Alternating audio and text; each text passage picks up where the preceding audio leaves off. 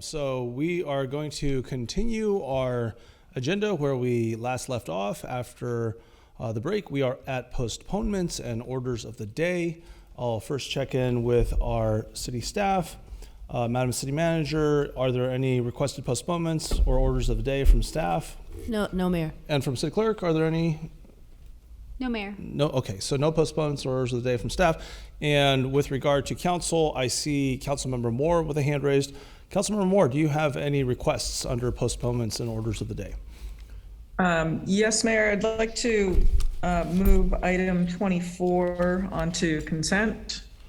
Okay, Councilmember Moore moves item 24, the last enumerated item on our agenda, which is consideration of the City Hall renovation project update. Would anyone like to second? If there's no second forthcoming, I will go ahead and second that motion for our postponements and orders of the day. So, Madam City Manager, actually, Mr. City Attorney, with regard to that item, I understand there was a subcommittee on City Hall. That subcommittee can present their presentation if they had one under item 24, under item, I believe, 6, correct? The report on subcommittee assignments at this point, if it is indeed on consent. Yes, the subcommittee report could be presented at that time. Okay, excellent. So thanks very much. I have a hand raised from Vice Mayor Chow. Vice Mayor Chow.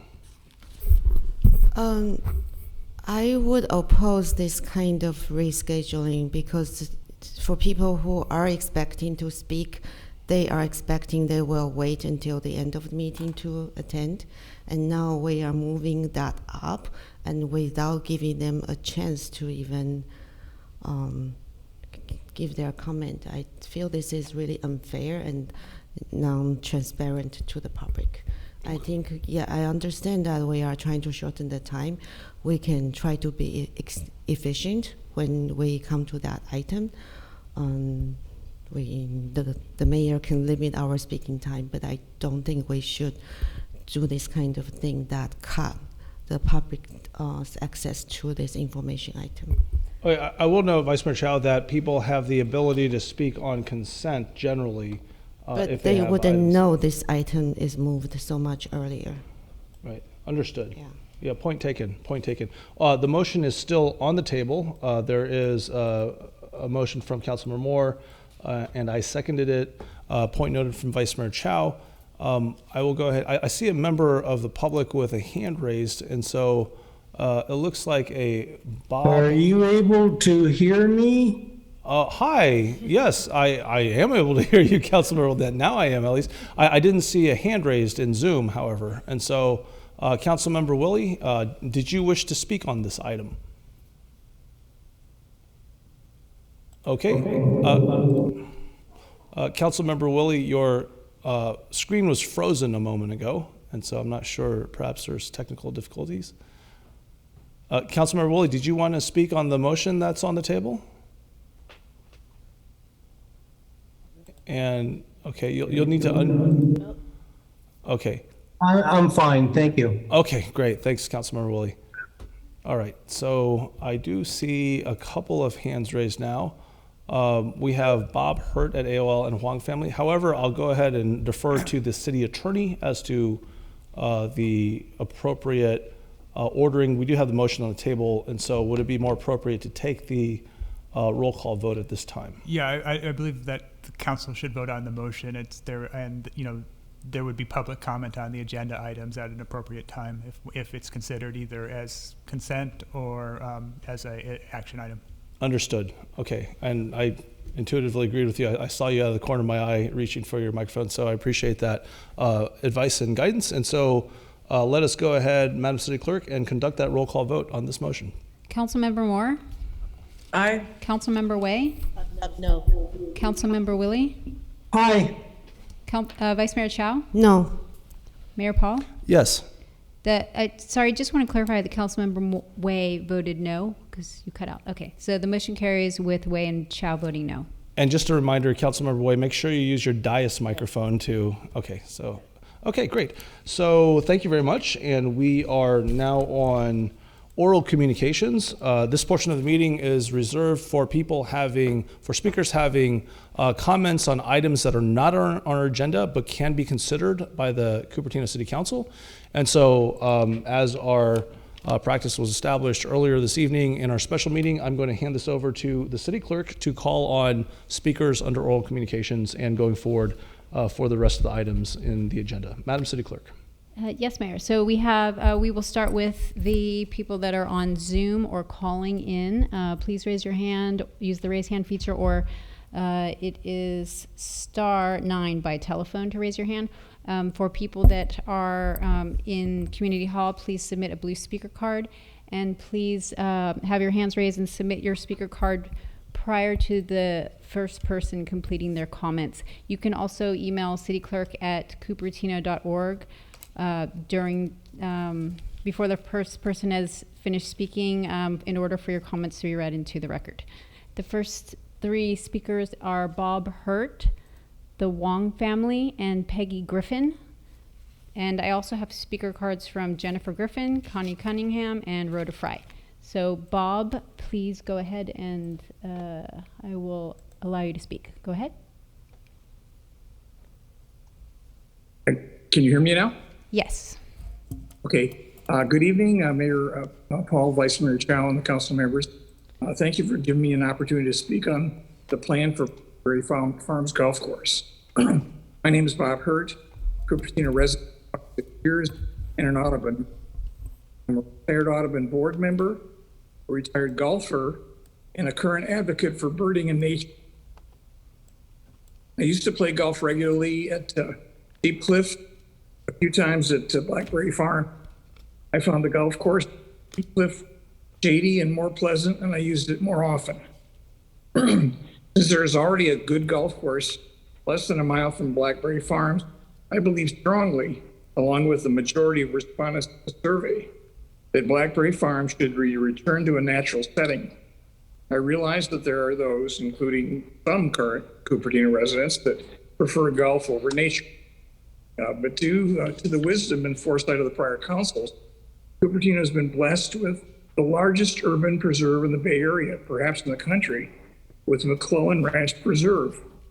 Wildlife and native plants are a key to biodiversity and a key to our battle against climate change, which is a national and worldwide issue. Going to a nature preserve will be appreciated by current and future generations of residents and visitors. It will be your legacy. I'm asking you to be bold and preserve even more nature than we have. I'm too old for golf currently. My grandchildren are a bit too young for golf. My children are far too busy with their families for golf. However, they have time for nature hikes and they love it. And I love taking them along.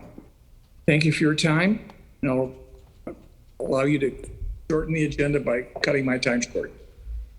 Thank you, Bob. And next we have the Wong family. Yeah. Good evening, Council. I'm here as a third-party spokesperson on behalf of the Wang family, who are longtime residents of the city of Cupertino and lacking fluency in English have asked me to speak for them. There's been a dispute over the past 3 years that has escalated to an unreasonable level, which started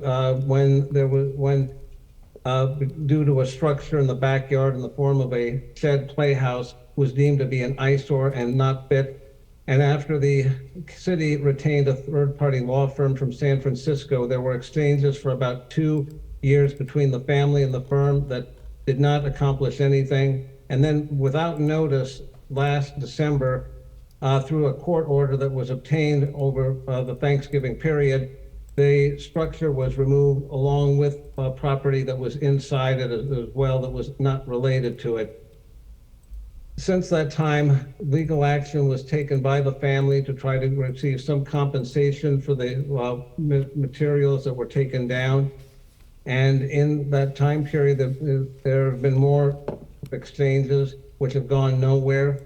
And the tone of these exchanges, not only from the law firm, but in some cases from the city, have become a lot more intense to the point where it's causing much distress to the family. And please bear in mind that the patriarchs are elderly in age and should not have to suffer through this, since it's really gone beyond the level of human decency. For myself, I have looked at some of the exchanges and they've become extremely threatening. And I really think that it's the city's duty to be somewhat more of a neutral party on this and try to be somewhat more conciliatory and trying to be able to bring this to a satisfactory closure. I know that in essence, there are certain rules that have to be applied, but I don't really think it should have to be the city's business or objective to have to spend such amount of resources in terms of trying to be able to resolve something as like minuscule as a person's right to quiet enjoyment of their property. So to finish this off, I want to ask if the city can try to take a much more direct, active role in trying to work with the city, with the family, and not use the law firm as in essence their, I guess their hatchet man, for lack of any better word, to try to be able to do this by being a lot more harsh and and bringing some distress upon people who have caused no problems at all during these years and just want to be left alone and quietly use their property, their residence. That is all, and I do thank you for your time. Okay. Thank you, Wong family. And our last speaker on Zoom will be Peggy Griffin. I have 4 speaker cards for Community Hall. One from Jennifer Griffin, Connie Cunningham, Rhoda Fry, and Lisa Warren. So, Connie, welcome. I'm sorry, Peggy, welcome.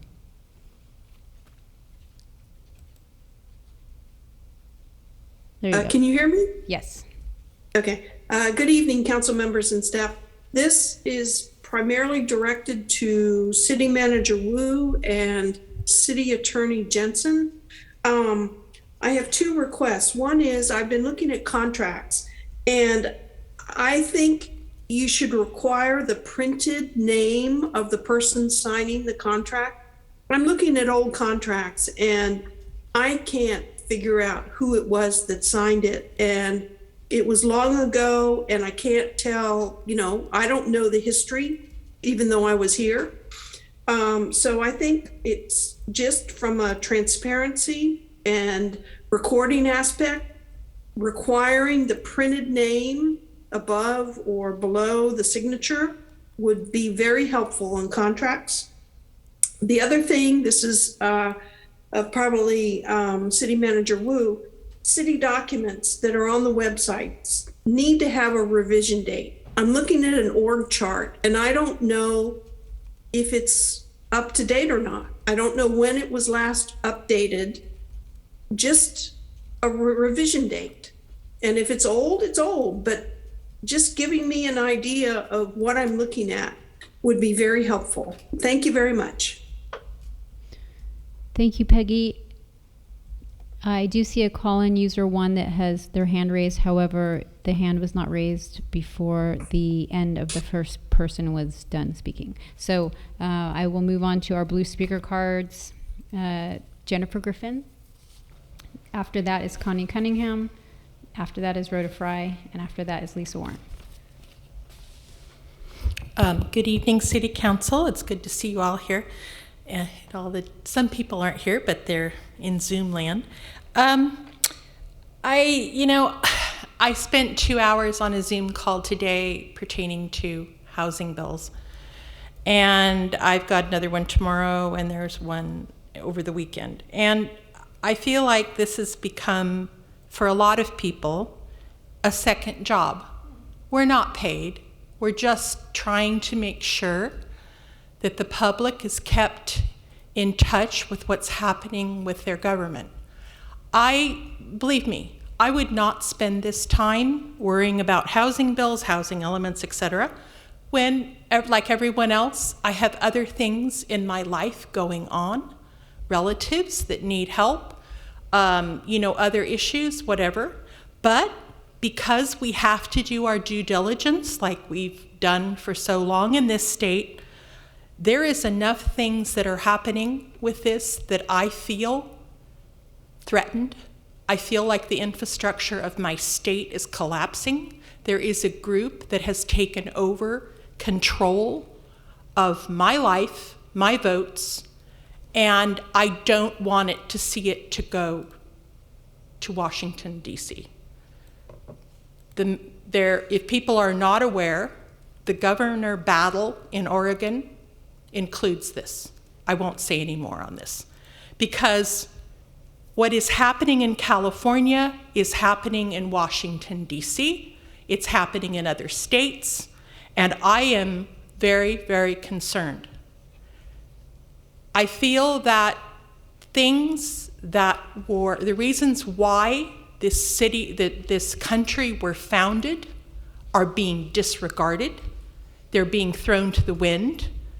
Our politicians that are supposedly elected are forgetting that the people who live in these states now have to have transparency as to what is happening. I feel very, very threatened in that our politicians don't listen to local control.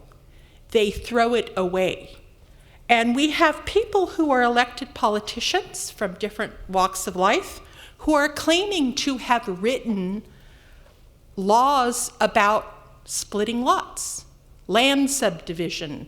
I have great respect for people who are different politicians, etc., but there is no way that someone who is not familiar with land use should be writing state laws in California that are signed into law by the governor, and that they are trying to pass federally. Yeah, there's a federal YIMBY law. That's where I'm going with this. We have to have transparency and responsibility. Either that or our governor is being duped by one of the worst, pulling the wool over Jennifer. the politicians. I'll stop there. Thank you. Next, we have Connie Cunningham.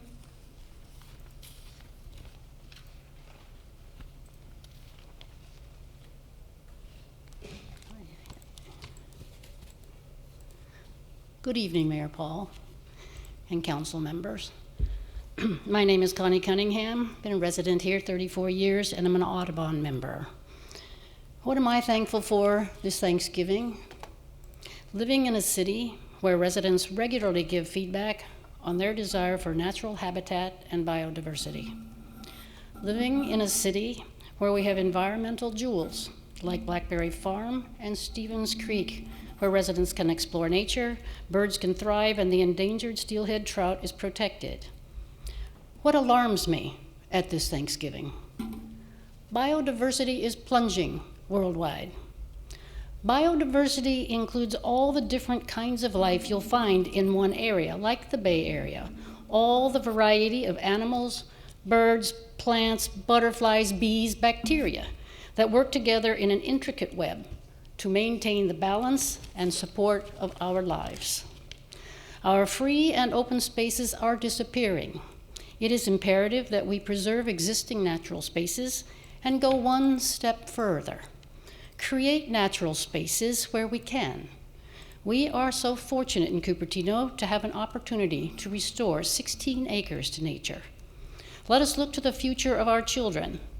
They will live healthier lives, mentally, physically, and emotionally because of it. Cupertino residents value the environment in many ways. Here are two. Climate Action Plan 2.0 was approved August 2022. I agree with the authors of that plan. There is no Planet B. One, in that plan, a guiding principle, establish climate adaptation measures such as protecting biodiversity. Number two, it has an action to create an urban forest management plan, the key to action on native trees. Our Parks and Recreation Master Plan states that nature received the most and strongest support of the priority goals for the Parks and Recreation system. So what can City Council do? 3 things. Add to your checklist a new item about biodiversity and native trees for every land use project, and every question that comes before you. It is that important. Think about the critical importance of biodiversity and native trees to our city, to our state, and to our world. Thirdly, approve restoring nature, option B, to Blackberry Golf Course in 2023. When asked about the future of the golf course, over 4,000 survey responses were received. Over half want to restore nature. This means keeping existing trees and planting new trees. And I will be sending along to you a recent study by the Ecological Society of America, which says, in part, our study provides support for the high value of native street tree species and select non-native species as important habitat for feeding birds. And I will send you that link electronically. Thank you for my time. Thank you, Connie. Next we have Rhoda Fry.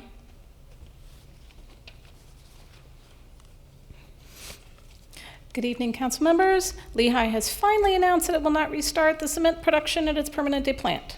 In April 2019, a major industrial accident overheated the kiln and caused $1.7 million in self-reported damages.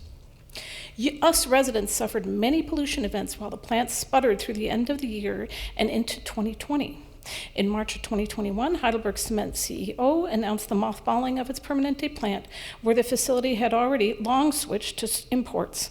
Bay Area construction did not stop, and the economy did not implode. We had been told that this plant, which us citizens subsidized with our health, was vital to the economy. Let's not be fooled again. So, I've got some immediate issues and longer-term issues to raise tonight. Lehigh has built a brand new aggregate plant, also known as a rock plant. Its neighbors have already reported more noise and truck traffic. Full disclosure, I'm not personally affected by it. You have already received communication from another resident who believes, like me, that Lehigh has no land use authority for this new business. An old rock plant that used completely different equipment was shuttered after the 2011 massacre that left 4 Lehigh employees dead and others injured, along with a woman unaffiliated with the company in an HP parking lot. And that reminds me, remember those bright lights a couple of weeks ago? First thing I thought was, killer on the loose. No, Lehigh was renting out their space for making movies. Why weren't we notified? Going back to the rock plant, there's no conditional use permit for this new rock plant. I've written and spoken to the county about it many times and gotten nowhere, in fact, even before COVID. The rock plant either needs to be shut down or needs a conditional use permit. A conditional use permit would regulate the maximum number of trucks per day, right? And already we've got up to 1,300 per day coming out of Stevens Creek Quarry. That's their conditional use permit. Operating hours, noise, railroad use, and keep in mind the railroad runs behind many homes, night lighting, etc. Also, concerning is that BACMed engineers found an elevated cancer risk at this new operation and were told by its legal team to recalculate, but not too stridently. Scary. So my ask is a city attorney to look into the permissibility of this new rock plant. Now, a quick laundry list of other issues. Lehigh needs to fix Permanente Creek per the Sierra Club consent decree. Quarry reclamation is way overdue. By law, it is supposed to happen concurrently with mining. And the state has questioned whether Lehigh has set aside enough funds to do the work. We're being told that Lehigh will submit a new reclamation plan. They need to stick with the 2012 approved plan. They need to use rock they're selling to fill the old quarry pit and shore up the overmined crumbling ridgeline.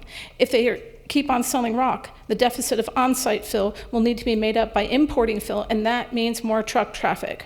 There's no proposal for a clean close of the contaminated cement plant industrial site, where incendiary bombs were also manufactured during World War II. There's a massive landslide above Permanente Creek. It's a documented health and safety hazard to downstream homes and structures. Keep in mind that the quarry caused deluge in 1983, flooded and evacuated Black School in Los Altos, 4 miles downstream. We've got a problem. Finally, let's keep an eye on future land uses and get a seat at the table in decision making. Please, City Attorney, look into the rock plant issues. Thank you. Thank you, Rhoda. Our last speaker is Lisa Warren. Thank you again. So I just want to speak, I wasn't going to speak at oral, but I want to address the first speaker on Zoom who was hoping to change the use of the golf course at Blackberry Farm. and I guess to Connie as well. So, interestingly, that one of our current city council candidates during a candidate forum commented that the Blackberry Farm golf course issue was one that it seemed all candidates agreed on, and that was to keep the golf course. So this decision is likely going to be made by, excuse me, the future council. I noted that when it was said, I agreed based on the comments that were made during the forum and what people said. So if they stick to their word, no matter who is sitting up there, should pretty much all agree that it should remain a golf course. I disagree with the representation that a majority of the commenters and participants, perhaps in the survey, but the actual meetings with Parks and Rec, et cetera, actually it was a joint meeting that there was so much discussion, and I asked all of you a few times to watch that because it gives you a far better representation of what people are thinking about the use of that space. And it was by far favored to remain a golf course. In fact, I think it was October 18th city council meeting, I might be wrong on the number, but Audubon Society cheerer honor Shawnee Clownhouse actually spoke during, I believe it was oral communications, and well, she still wants to create habitat and what have you, and Shawnee, this is just paraphrasing you, sorry, that she actually said in her statement that she was fine, basically fine, with either decision because she recognized, as some golf courses elsewhere do, that a golf course is a bird haven. And so if someone wants to listen to her comments, that would be great. I will look it up and send in, I guess, after the fact, the time she spoke and what she said. So it's true what she says. And she said she'd be fine either way when she was initially much more in support of natural habitat. So go golf course. Thank you. Thank you, Lisa. And Mayor, that concludes the oral communications portion. Thank you very much, Madam City Clerk. We are on to reports by council and staff. Item number 4 is a set of brief reports on council member activities and brief announcements. Our last regular meeting was on November 1st, and so if anyone has a set of reports, please keep them within about a minute for the council member activities since November 2nd going forward to today, and also any brief commentary on perhaps oral communications if you have any brief feedback, being the key word. And so let us go ahead to the hands on Zoom. Just to stay consistent, I'm going to ask people to just raise your hand on Zoom to be recognized. First, we have Councilmember Way, and Councilmember Way. Thank you, Mayor Paul. I have a very brief report. On 11/3, I attended Senator Dave Cortesi's webinar on CARE course that is coming down on mental health issues. So that's one of my passions, and it's really very good how they explain how CARE course are going to work and how the communities can support it. So I think I learned quite a bit from it. And then yesterday, actually, I attended the Peninsula Division, Cal City's Peninsula Division's Executive Committee. We are going to have a retreat to plan next year's events, so I'm hoping that I can keep the council informed of the Peninsula Division's activities next year. Thank you. Okay, thank you very much, Councilmember Way. And I don't see any other hands raised, and so I'll just go ahead and provide a brief listing of my activities since November 2nd. I attended the U.S. Green Building Council Expo at the Moscone Center on November 2nd. So that was both Councilmember Moore and I went there, and it's an expo that's held on an annual basis that brings together various parts of the industry in green building. And so there are really interesting things happening there. As you can imagine, that whole industry is ramping up quite significantly.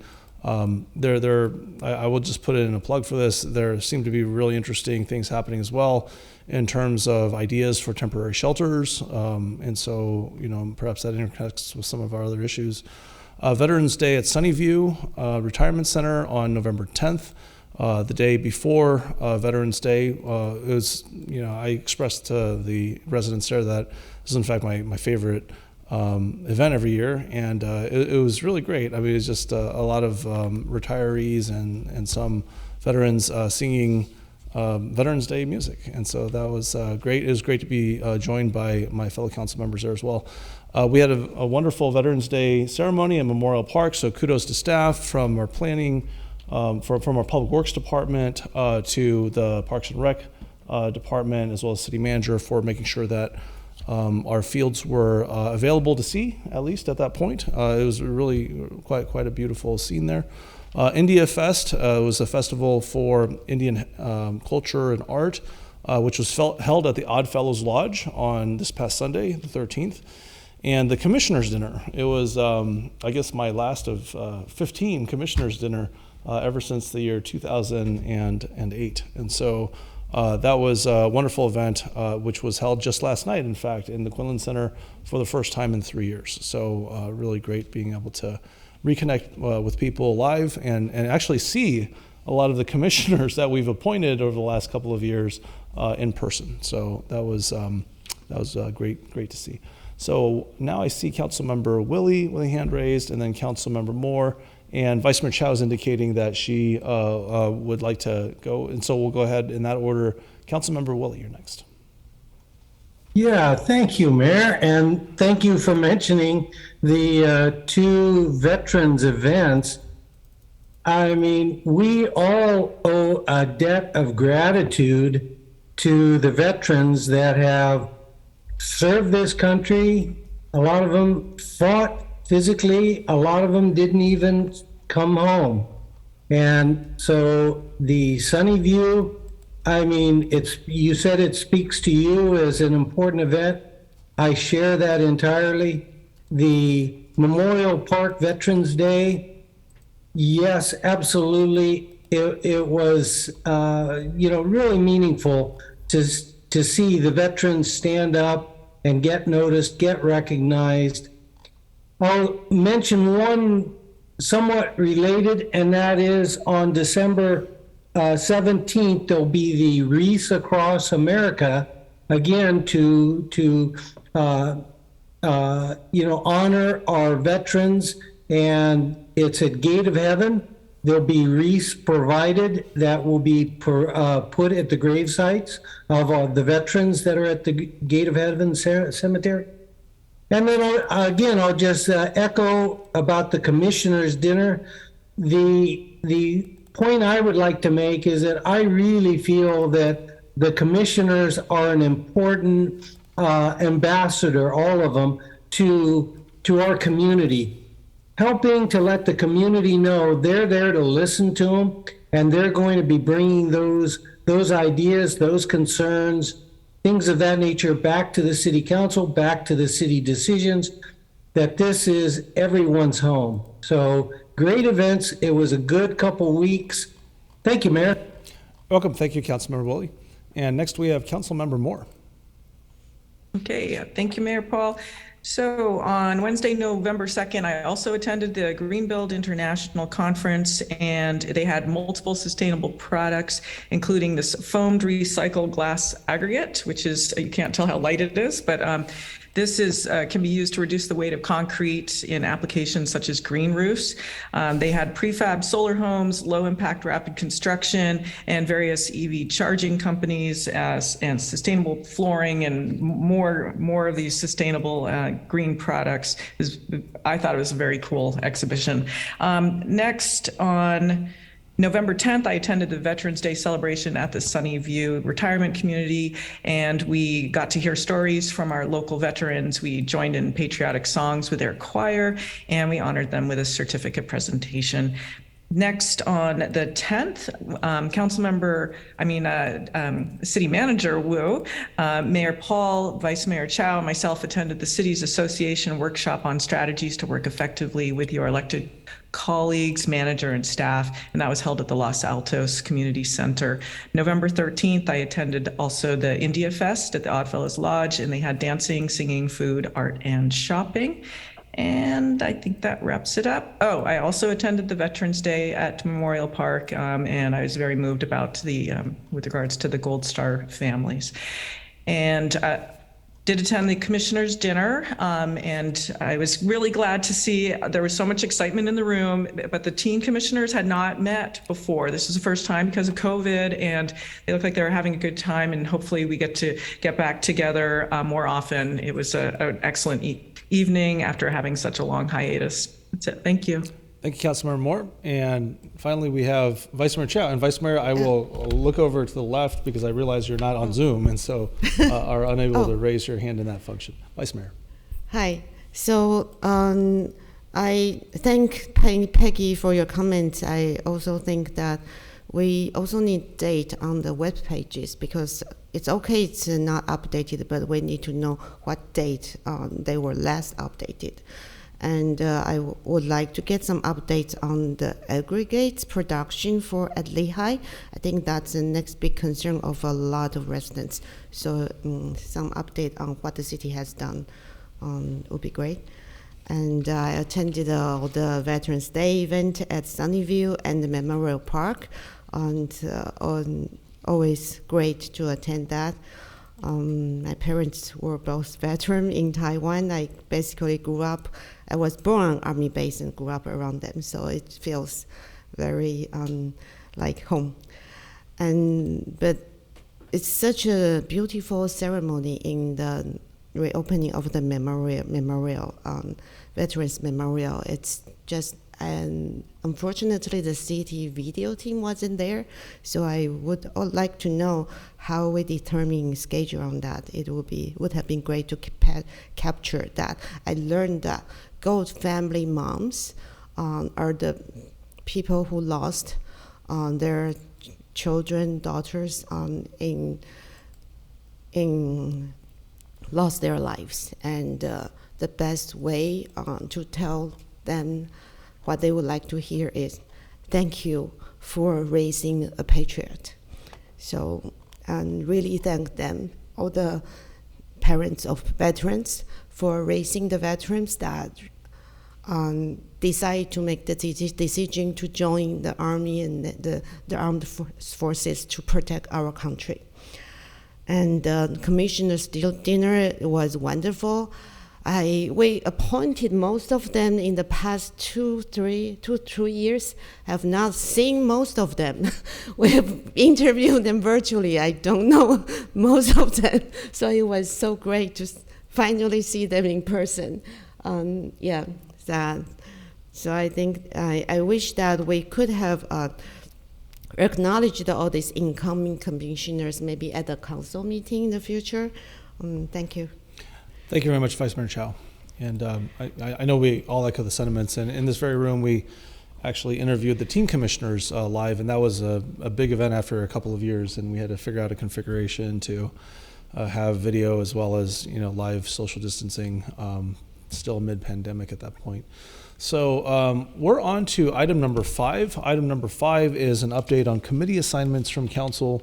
And so that is our assigned committee assignments at the end of the year. Would anyone like to go first from council on committee assignments since November 1st? Councilmember Moore, your hand is raised. And I'm sorry, Councilmember, I think your microphone might be muted. I'm distracted by my visitor here. I'm sorry. On November 3rd, I gave my PAC report to the VTA board. So this is a really super brief report. And I did apply to the board, and I'll know by the end of the week how that turns out. Thank you. Okay, great. Thank you very much. And we will go on to Councilmember Willie. Thank you, Mayor. So at our Silicon Valley Clean Energy monthly meeting, we discussed the strategic plan for the next year. Good stuff. I won't go into all those details, but it's alive and well, looking at more power contracts. And so then I'll jump over to that. So, of course, renewable energy is what we need with this climate change is going on. Silicon Valley Clean Energy enters into contracts that then providers will build the corresponding power plant. They don't already have them, or they'd already be running and producing and sold the energy. So they have to be buying new contracts of renewable energy. That said, on November 30th, the Rabbit Brush project in Kern County will actually be turning on. It's now been built, and it's now the ribbon cutting. It'll be providing 100 megawatts of solar power and 20 megawatts of battery storage. Again, collect it when the sun is up and then let it get used in the off hours. Every bit counts. Well, this isn't small, this is big, 100 megawatts. So I keep asking the question, more contracts, more contracts. We need to move that ball further down the field and get more renewable energy, rely less on fossil fuels as soon as possible. So that's the committee update for this week or this month. Thank you. Thank you very much, Councilmember Woolley. And I don't see any other hand raised, but I'll look over to Vice Mayor Chow. I don't see. So I'm going to go ahead and make a quick update for my own activities. And so let me refer to my notes here. So I have a few. The VTA board meeting that Councilmember Moore referenced, she was applying for, it was on November 3rd of this month.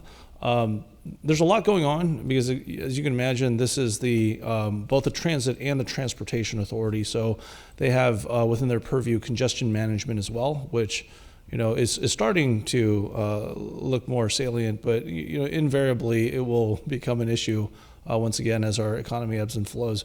But there's a lot of activity right now with regard to the BART extension. So there's a underground BART extension going to downtown San Jose.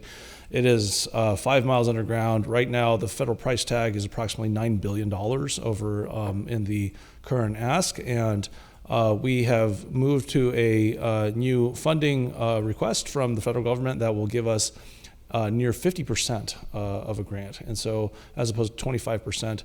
The estimate was initially, prior to this iteration, at 7-point-something billion, and at $9 billion, the federal government actually is doing us a bit of a grant favor, if you will, by upping that number because, of course, our grant money ends up being larger as a result of that. I have made no secret on the VTA board in the last couple of years, and my time is about to expire on that on either December 8th or 9th. I think the 9th now, with regard to our ceremonial handover of the council member positions. And I think it is critically important for us to build out a system of transit in our county, and VTA is the game in town. There is a transportation department in San Jose as well, which has done certain things over the years, but it would be a really good thing to see some kind of system that is time competitive with cars. And so for me, it's really nice to be able to see the VTA board consider these various BART extension items, even though you will see a lot of, as you can imagine, with anything with a large amount of dollars behind it, a lot of political evaluation over the course of time. But for me, a built-out system is one that is going to pay a lot of dividends down the line. The mayor's monthly meeting with commissioners occurred on November 9th. I thought it was an excellent meeting. I think 6 or 7 commission representatives showed up, along with our city manager. So thank you for being there, Pamela.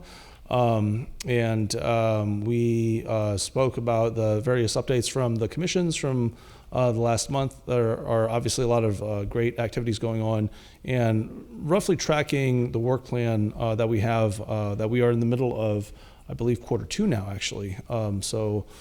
We have a lot of great things going on across the line for Cupertino. Cities Association board meeting met on November 10th, and as I had alluded to earlier this evening on the study session with regard to the housing element, that was the big topic that the various cities talked about. So because I think of a lot of the political messaging out there right now with regard to the builder's remedy virtually every single one of the cities were asking the same question to the consultants from the county. Okay, what's the deal with the builder's remedy? And essentially the answer was, okay, well, basically every single one of your cities are going to be likely subject to it come February 1st. But of course, we're all working in good faith to make sure that we have the submittals and we understand what HCD is looking for. So that's the take-home message. That was actually directly before the also alluded to earlier on item 4 meeting with Kevin Duggan of Mountain View. Previously, he was the Mountain View city manager, and so Cities Association seems to be doing some good outreach and interconnection. I will say, in this, I apologize, this is not quite Cities Association, but it's very pertinent to council.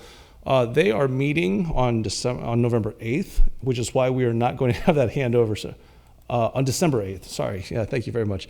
On December 8th, and so we're going to go ahead and have that ceremonial item on the following day, on Friday, December 9th, I believe. Is that confirmed now, Madam City Manager, or am I jumping gun a little bit early with regard to? It's a tentative confirmation, so we'll follow up tomorrow. Okay, all right. So TBD determined tomorrow. Any other hands raised for item number 5? Going once, going twice, and so we will go ahead and move on to item number 6, which I believe is subcommittee reports. It is. So subcommittee assignments on item number 6. I see Councilmember Moore has a hand raised.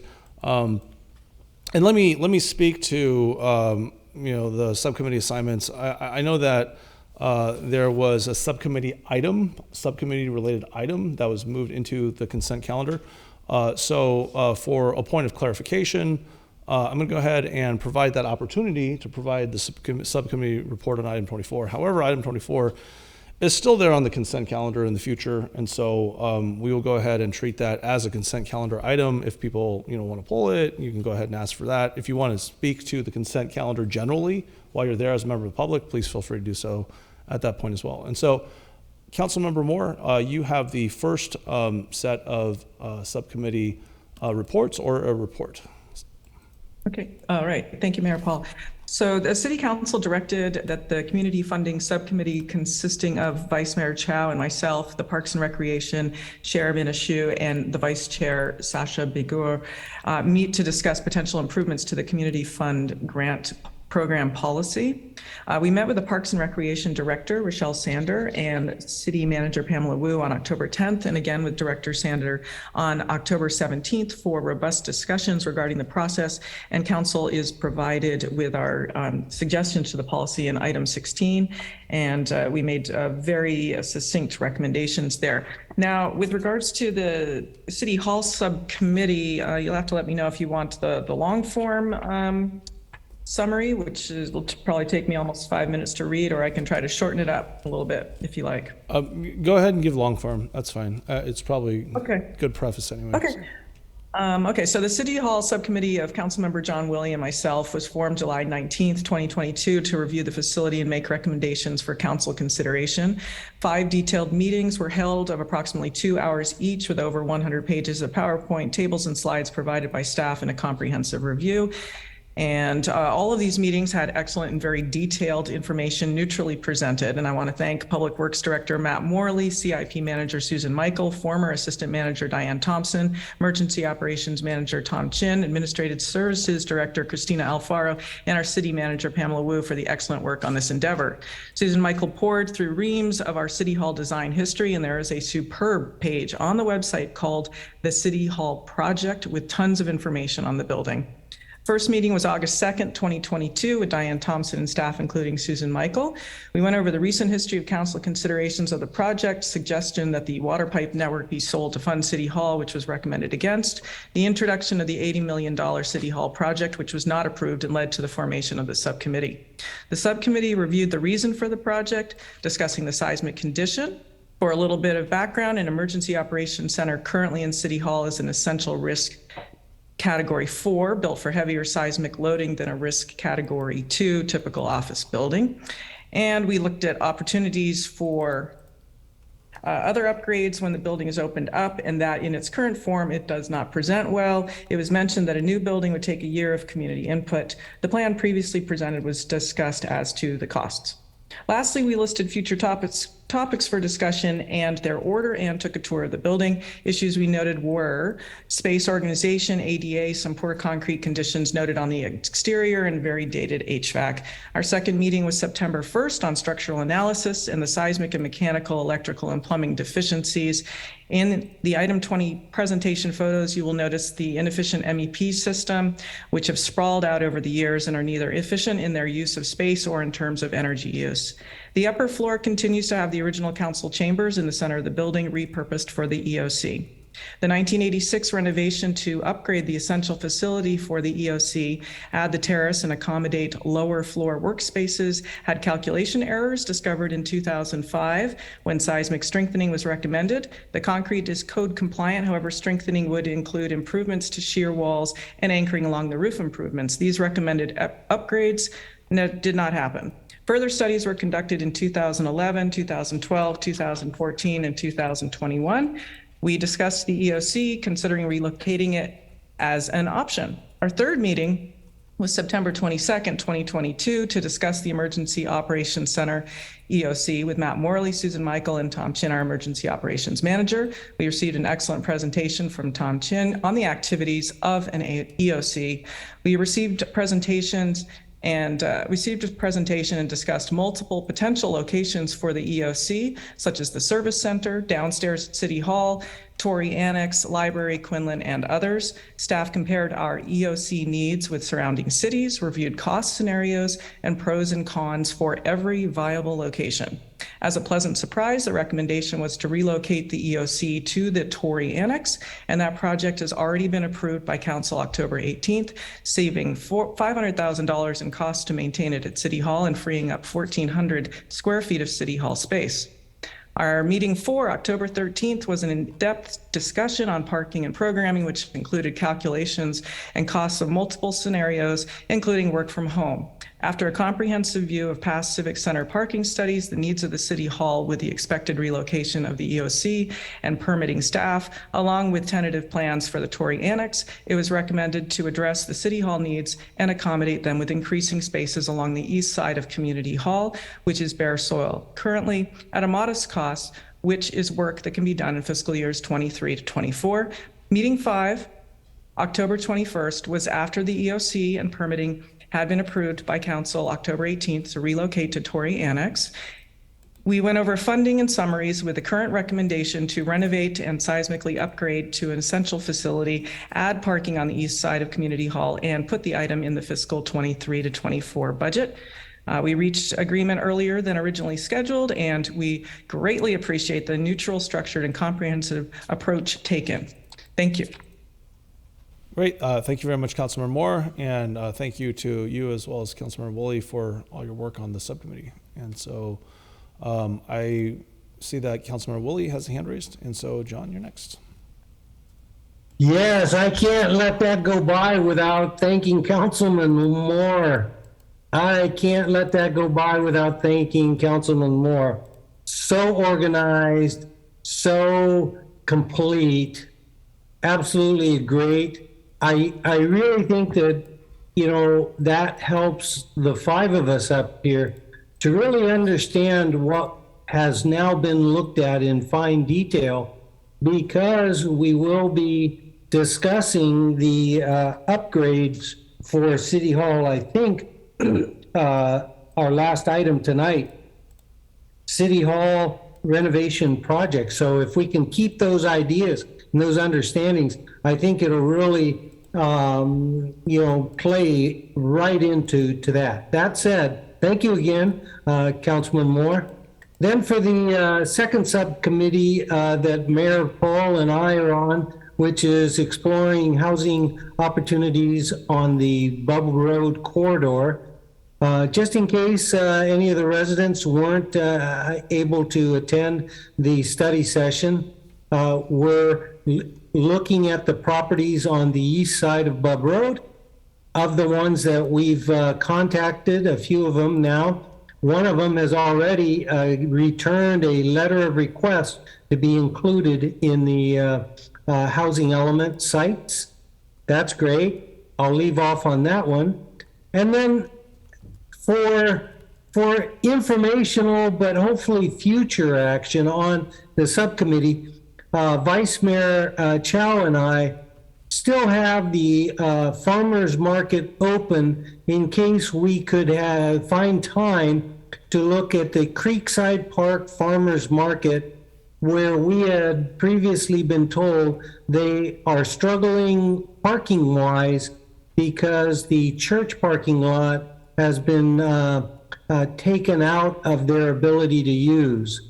And so I do think we as a council need to get over to the Creekside Farmers Market on a Friday, talk to the owners and find out about the parking, and maybe talk to the church and find out if we might be able to reactivate that for them. The farmers markets are really important to the community. It's getting back to healthier food, fresher food, and easier to get to. So I'll leave it at that. But if Vice Mayor Chow and I don't get to it before December 9th, I guess, then we'll have to hand the baton. I'll hand my half of the baton over to the councilman at that time. So thank you, Mayor. Sorry to take an extra couple minutes. No, perfectly fine. Thank you, Councilmember Woolley, and I don't think you utilized a couple extra minutes. Perhaps went over a little bit longer, but no worries. And just a quick reminder, item 24, as of right now, is placed on consent.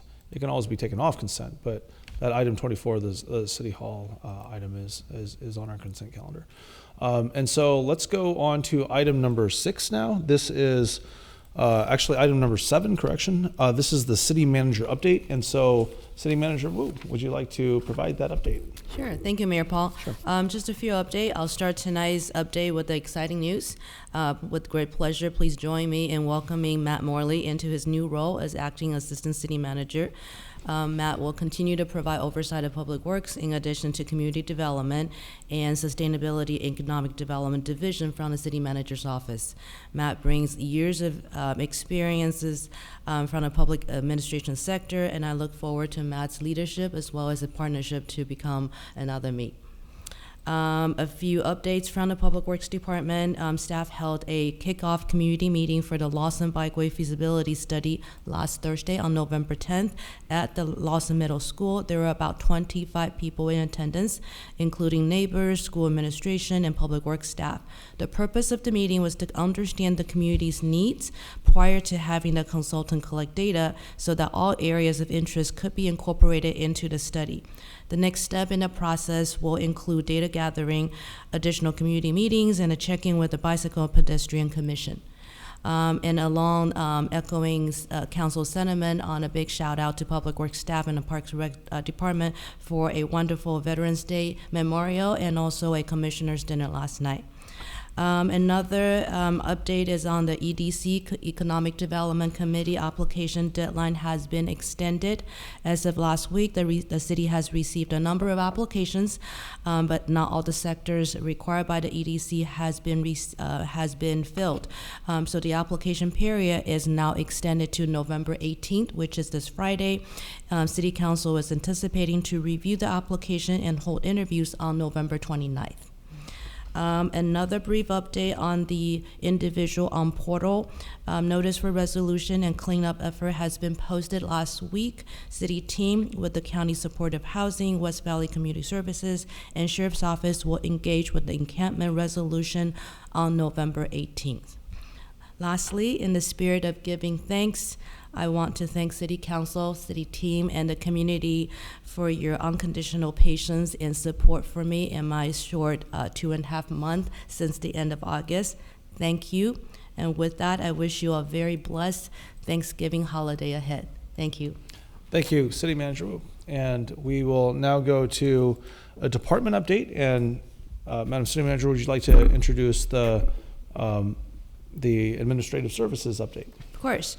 Thank you, Mayor Paul. So we have Director Alfaro with Administrative Services to walk you through a quick overview of what they do. Christina, take it away. City Manager, I'm going to go ahead and share my screen here and try to start the slideshow. So good evening, Mayor and City Council members. Christina Alfaro, Director of Administrative Services. I'm thankful for the opportunity to share with you all the wonderful things we do in administrative services. So with that, I'll kick off the presentation with our organizational chart. Administrative services consists of 19 full-time and 1 part-time position, including myself. We currently have 3 vacancies, a finance manager, purchasing manager, and senior management analyst due to a recent promotion from our senior management analyst up to budget manager. Our major duties by division, most of the work that administrative services does is in providing internal services in human resources and finance to our city departments.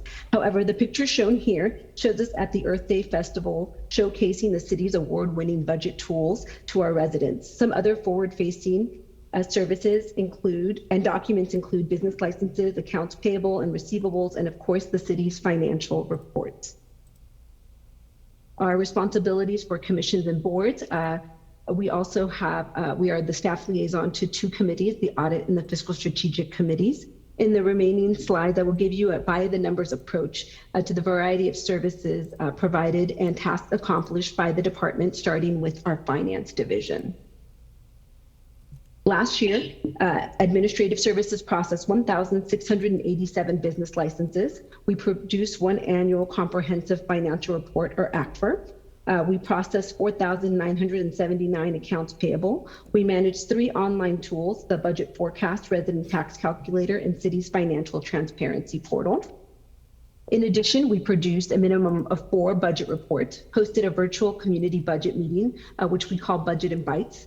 We are hopeful that we can return to an in-person community budget meeting this year. We processed 8,119 payroll checks, produced 6 social media infographic videos that we refer to as Budget Bites. We actually just produced 2 with assistance of our communications team for our first quarter report that will be heard later this evening.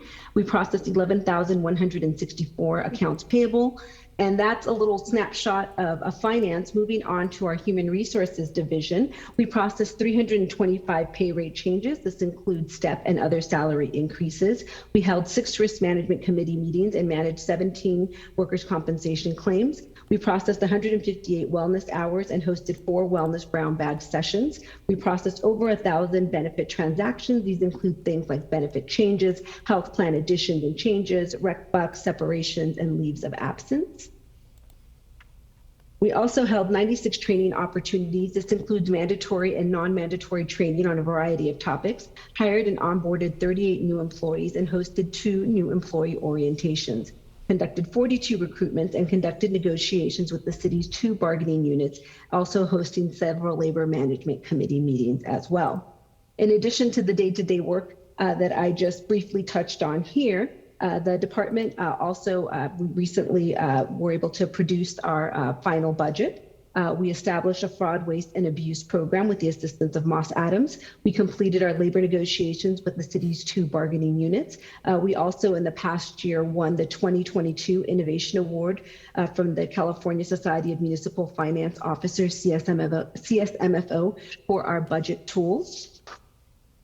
And as we look forward, we have quite a list of projects that we're working on for the current fiscal year, including several different RFP projects and selection, undergoing currently a budget process audit with Moss Adams, looking to create a grants centralization in administrative services departments. Is currently a pilot this year.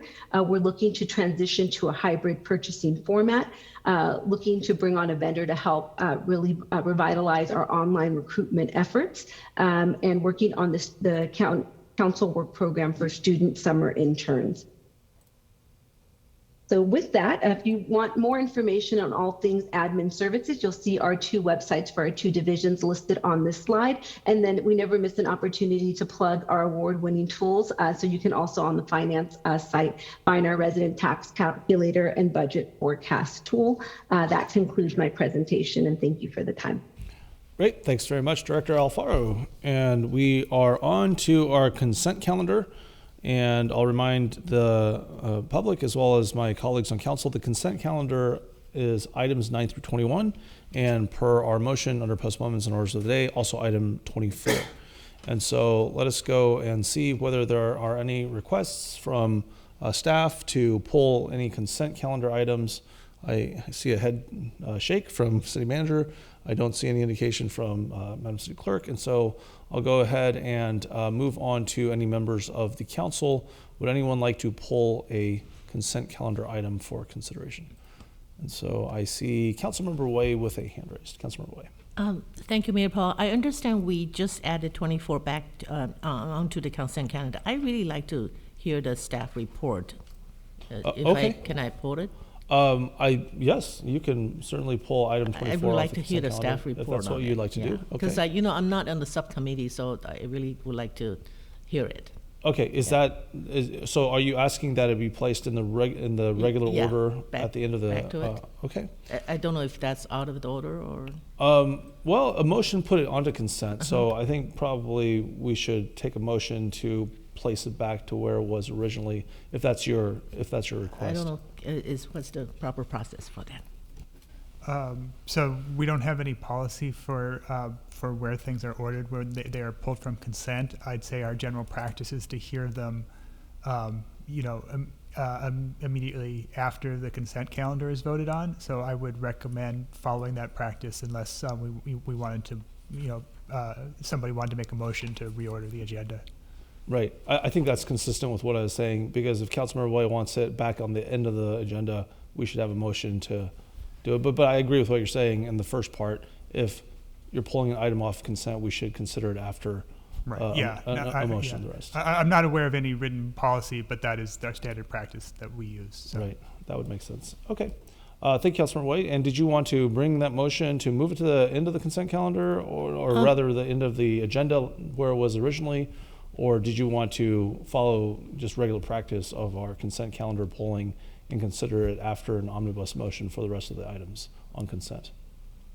I'm not sure, but I guess sure? I should ask my colleagues if anybody's interested in listening to what the preference is. Well, you have the unilateral right to go ahead and pull an item on consent. That's our normal practice in terms of taking. Okay, so if that's the case, I would like to pull it.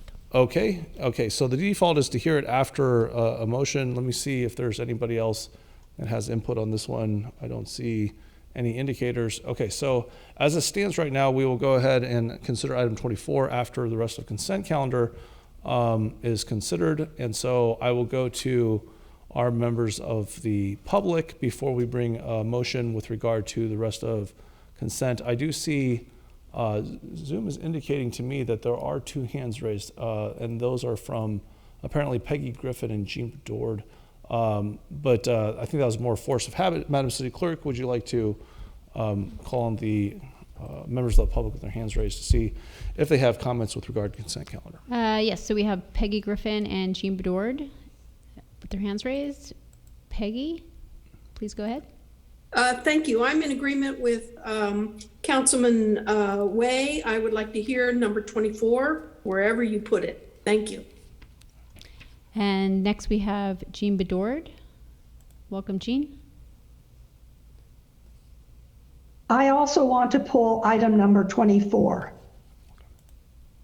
Thank you, Jean. And that is all, Mayor. Okay. Well, thank you very much to our city clerk as well as our members of the public. So let's go ahead and entertain a motion, if anyone is willing to bring it, for items 9 through 21 on the consent calendar.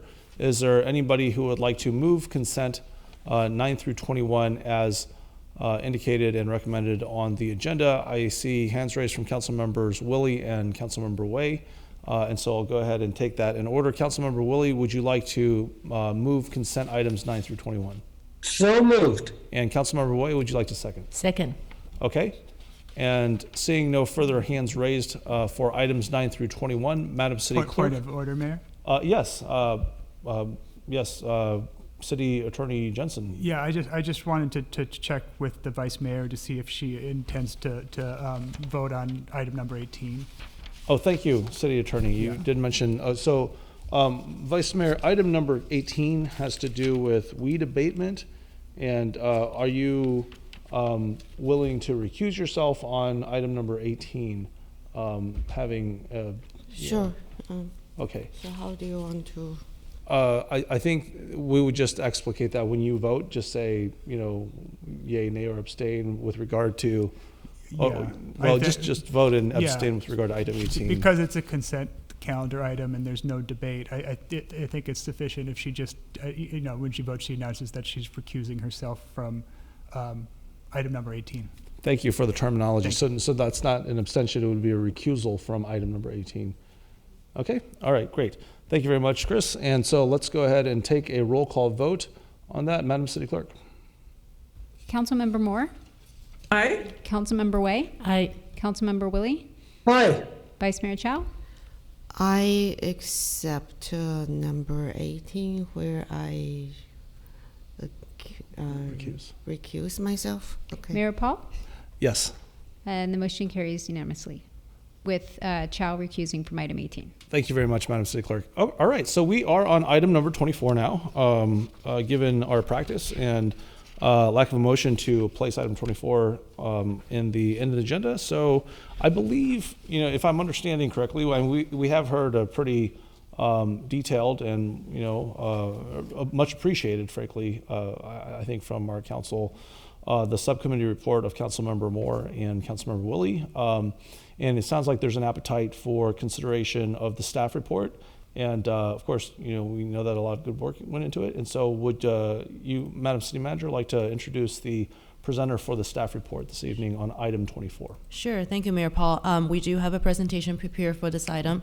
Susan Michaels is, I think, getting up to speed to get the presentation ready and provide that overview for the council. Susan, thank you. Thank you. Council members and members of the public, good evening. I am Susan Michael. I am CIP manager, and I'm here as part of the also part of the team tonight is Matt Morley, Director of Public Works. Let me share my screen. There, hopefully you can see that. We can see it, thanks. Thank you. We're here tonight to provide an update on the City Hall project. We've been having a few weeks of meetings with the City Hall subcommittee as it's been reported. And I'll run through a short presentation on the discussion that we had and then turn it over to the subcommittee for further comment. So the reminder is that there are some action items recommended in relation to this item. Receive this report. And then the second one is to just direct staff to include a City Hall renovation project as part of next year's CIP program. Those CIP presentations are planned to begin in February 2023. So we'll begin with a little background information, and then we'll run through the topics, the main topics that were discussed with the subcommittee. We had a site tour, the seismic and the infrastructure, the EOC, space programming, parking and funding. And then we'll end with the recommendations. So a little background information. This is the, this is the slide, one of the slides from the May 2022 CIP presentation that triggered the creation of the City Hall project subcommittee. Staff proposed a major City Hall project, and it quickly became obvious that more discussion was needed. The City Hall project subcommittee was created, and we were created to review the project options, mainly that there is a seismic retrofit only option, a more substantial renovation, or a new building. Parking and the EOC locations were some of the other elements to consider as part of the discussion. So back to the main topics that were part of the subcommittee meetings. The first one, we did a site tour. I tried to show some photos here of the mechanical room, some of the workplace areas, and a little bit of the condition of the building that we went around to look at in the building. The second meeting, we launched into the first major topic, which was the seismic and the infrastructure considerations. There have been 6 building condition analysis reports since 2005. And while the focus of the structural reports may vary, the findings are consistent. The concrete structural elements do not have sufficient pliability to resist the seismic lateral loads without sustaining significant damage. And the damage to these critical structural elements could result in the collapse of the roof structure. So the life, safety, and economic risk could be substantial. So the seismic retrofit is clearly needed. It is important to note that the seismic scope of improvements will trigger the ADA and accessibility improvements required by code, and that includes a new elevator. The HVAC and the other infrastructure systems are over 50 years old and well beyond their useful life. This leads us to consider a full interior renovation project. Since council direction is that the EOC moves to the City Hall Annex building, we are not required to make this to meet the structural upgrade requirements of an essential facility, which is risk category 4. But it is something that council can consider prioritizing. We'll come back to this topic in a moment in the EOC section. So knowing what we know about the compromised state of the structure and the age of the infrastructure, we recommend a full seismic structural upgrade as well as complete reconstruction of the HVAC and other life safety systems. We've included the recommendation to proceed with risk category 2, which is a regular office building, but council can consider pursuing a City Hall project at the higher level, which is an essential facility, risk category 4, but it is not required. And the EOC. So having the EOC has both positive and negative connotations. The current EOC location within City Hall has 2 negative impacts on the project. It takes up a great deal of space and it requires an added level of upgrade. In the October 18th meeting, council approved moving the EOC to the City Hall Annex building, so this eliminates this higher level requirement. And it also gives us more space in the City Hall building. So, as mentioned, council approved to move the EOC to the City Hall Annex, and council can consider proceeding with the City Hall project either as a risk category 2 or a risk category 4. So the next topic was the space programming, basically what is the state of the interior. So current conditions show 126 staff with seats at City Hall. It's important to note that some of these seats include 2 people in a small cubicle. Essentially, desk sharing is already happening. Here we, under this topic, we discussed the state of the interior. Many spaces are underutilized, like the old council chambers and the lobby. Many spaces are at capacity in the workspaces. Workspaces are inflexible and outdated, and more meeting spaces are needed for community and staff, and lighting and daylighting are woefully inadequate. A full interior renovation would allow for a greatly improved utilization of the space, could be more efficient and logical, and we could have a more updated, flexible workspace that allows for telework and future growth. And the reconsideration of layout would allow for more improved and increased meeting spaces for the community. It would be a great asset for our community to create a space that reflects the values of our city and its residents, to be welcoming, beautiful, functional, and inspiring.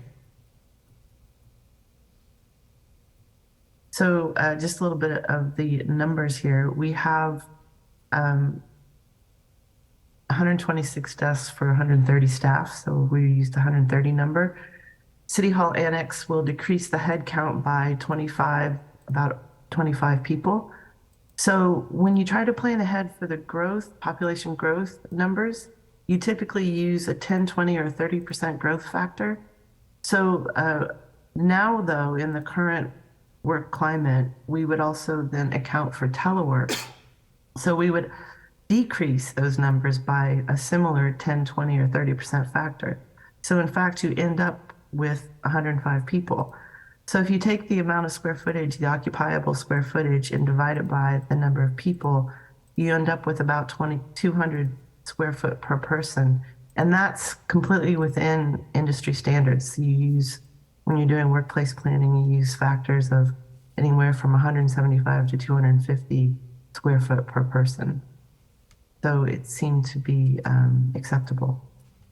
So we believe that the current City Hall building size and configuration can accommodate staff and the community needs presently and planning for future growth. We recommend renovating the interior fully to better utilize the space, but we do not think an expansion of the building is needed. And parking. So just to kind of look back, for the Civic Center, the parking demand study showed that Civic Center is deficient by approximately 185 parking spaces. And the zoning requirements, the code requirements, show that the Civic Center is deficient by approximately 217 parking spaces. So currently, there are 83 parking spaces adjacent to City Hall. So this is City Hall, Community Hall, there's this area, and then there's the permit parking back here. That's about 84 spaces. Zoning code requires 85 for the occupancy of the City Hall building. A renovated City Hall building without an expansion doesn't require additional parking spaces. So it's also worth noting that the demand studies, the parking demand studies that were completed were done prior to the COVID pandemic.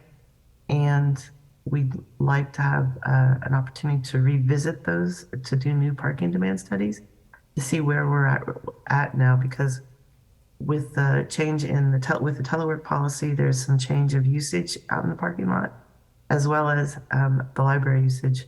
It just seems to be different, and also Community Hall. So we proposed to go, this is an illustration from one of the options presented in the 2015 Civic Center Master Plan. And there was an option there to add 16 spaces behind Community Hall, which is a relatively minor project, somewhat easily achievable. And it's not going to be a major project, let's put it that way. And then we also thought the idea of adding parking spaces along the back edge of Memorial Grove, you'd move the existing parking lane down, and that would require some rework of the playing field, but it seems that the cricket field would and could remain, so it wouldn't be a major change of use down there. But we'd recommend proceeding with this easily achievable project in the Community Hall area first, and this can be a future CIP project. So this is basically reiterating that. We'd recommend adding the surface parking behind Community Hall as a new project next year.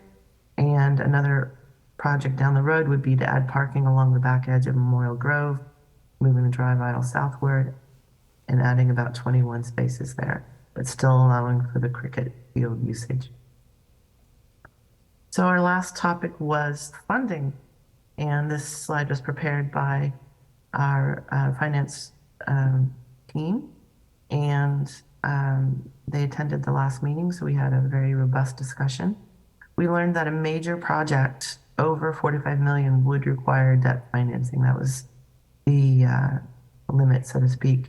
And a small or medium project could be funded with using the general fund and the reserves, the capital reserves, some combination. So when we looked at the different cost options, so we developed with a consultant, we developed cost estimates for the different scenarios. So there's this, you can see this breakdown. There's a seismic only up here. And then the next one is a full renovation. The next category of 2 is the new City Hall. The next one is a new City Hall with an added floor. And the bottom 2 are the City Hall with an added floor and an underground parking facility. So the green line is the non-essential facility costs, and the blue line would be if you did it as an essential facility, which is the risk category for what was previously including the EOC. But you can have an essential facility type renovation without having the EOC there. So it's still a possibility, it's just not a requirement any longer. So we're recommending proceeding with the full interior renovation, seismic, and infrastructure upgrade for approximately 25.6 million, 26 million. We would like to, we put it in the 2024 project so it's got a slight escalation. We'd have to get some better cost estimates to figure out what it truly would be. I wanted to note on the new building, the City Hall replacement options down here. A City Hall replacement, a new building would take longer. And in fact, that's a bit off the chart. It would be a future year and require more escalation. So the cost wouldn't be exactly the same. It's very similar right now. The cost of a new building is similar to a full renovation, but the design process for a new building would be significantly more expensive and longer. So that would draw it out, and you'd have to budget for the escalation. And also, if you were doing an added floor, you have to do parking. You'd have to add parking. You'd have to address that problem more significantly. And if you add parking, that's what this was, an underground parking facility. We think we could fit 100 spaces under City Hall, but the need, as previously reported, is greater than that. So it probably would be a more significant project than even this shows. But I just wanted to make that small note.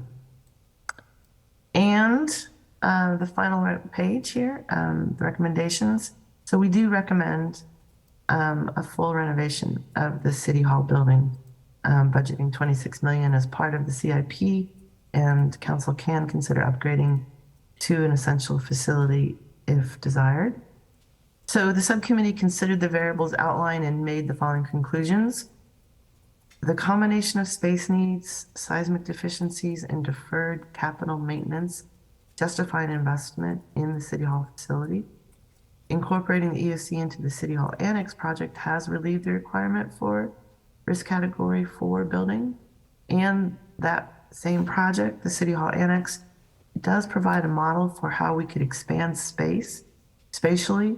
We could acquire adjacent properties and use that space as an expanded City Hall campus if that is needed. But that's one way to get additional future space if needed. And then, although parking has been challenging historically, new dynamics in the workplace combined with the small capacity enhancing improvements that we're proposing may alleviate the immediate need, and we can defer the decision on the larger need in the near future. So the city's current financial position could allow for a project up to 45 million. And this project, as proposed, is approximately 26 million. So we've also noted that we're recommending an additional project as part of the CIP. Actually, no. Let me say that differently. We're suggesting this parking project, adding the surface parking behind Community Hall, and it would be part of the existing Civic Center parking project. We've got an approved budget from council of 1 million on that, and we believe it's appropriate to make it part of that project. And then we wanted to know also that if we do proceed with the City Hall project, there are other costs that would need to be considered, like the cost and the efforts needed to demobilize the building as well as remobilize, move consultants, planning, communications, just really looking at our physical things and how we're going to take care of them in the move process. So that concludes the presentation, and we'd like council to consider directing staff to include a full renovation of City Hall building project in next year's CIP. Okay. Thank you, and return to council. Great. Thank you very much, Susan. And thank you for all your work, as well as the work of the rest of your colleagues in planning on this. Director Morley, acting, Assistant City Manager Morley as well at this point. So, Madam City Clerk, could you call on any attendees that would like to speak on this item for public comment? And yes. So, thank you very much. Anyone wishing to provide comments on this item, please use the raise hand feature or *9 on your telephone, or submit a blue speaker card before the first person public commenter is done speaking. I see Peggy Griffin and Jean Bedord with their hands raised. I'll go ahead and allow Peggy to speak. Go ahead. Good evening, council members and staff. Thank you, Susan Michaels, for the presentation and the details. I want to commend everybody for decreasing going from a humongous project that nobody really was interested in, we couldn't afford, to something maybe reasonable. My concerns are the library field, the parking by the library field, that add-on feature. I would like to make sure that it doesn't touch the trees, between the trees, any of the trees. Just, if the parking's going to be there, don't touch the trees in the library field. Also, I'm concerned with this downturn in the recession. $26 million for the full renovation. It sounds, I'm comfortable with that approach because it makes sense. And we really want the employees to be safe and you want the space to be usable, but is it fiscally reasonable at this time? I don't know the numbers, and I want somebody else to say, yeah, we can do it no matter what happens with the economy. Thank you. Thank you, Peggy. Next, we have Jean Bedord, and I have one blue speaker card from Jennifer Griffin. Hello, Jean. Good evening, Mayor Paul and council members, and thank you to Susan Michael for an excellent presentation. I'm here to urge you to move ahead with the City Hall project as part of next year's CIP program. However, I am opposed to limiting the project to renovation of the existing building at an estimated cost of $25.6 million. It makes no sense to spend this much money and end up with, an old building that is not up to current building standards. In addition, this $26.5 million does not address the significant increase in library parking needed for a projected 20% increase in housing units in the next 10 years. We went through this same process with the old library. Public Works went through the same gyrations trying to retrofit a building which no longer fit community needs. Ultimately, tearing down the old building and building a brand new library made the most sense. And yes, we had to relocate the library over near some Apple buildings in the interim, but we did it. Yes, a new building costs more, but in return, we got a state-of-the-art building that met the needs of the community. I'm sure you've all enjoyed our new library, or at least it's still new to me. You're faced with the same situation with City Hall. Previous councils have kicked the can down the road. The Valco-specific plan included a new City Hall, but that was repealed in 2019. So now, City Council faces the reality of actually tackling the problem of replacing an obsolete building. Let's look backwards at the November 17, 2015 report, 7 years ago, to Council on the very same needs. The cost estimates by a different team were almost identical. $27 million for remodeling City Hall and $56 million for a new City Hall, which included additional community space, which is in high demand, and parking for both the library and the City Hall. This report, however, included an analysis of lease financing instead of bond financing to reduce the impact on the city budget. Isn't it time to start thinking holistically about the Civic Center, both City Hall and the library? I urge Council to move ahead with scoping alternatives for a new building rather than limiting this project to retrofit of an old building. Thank you. And that concludes comments, Mayor. Oh, thank you. Thank you. Jennifer Griffin.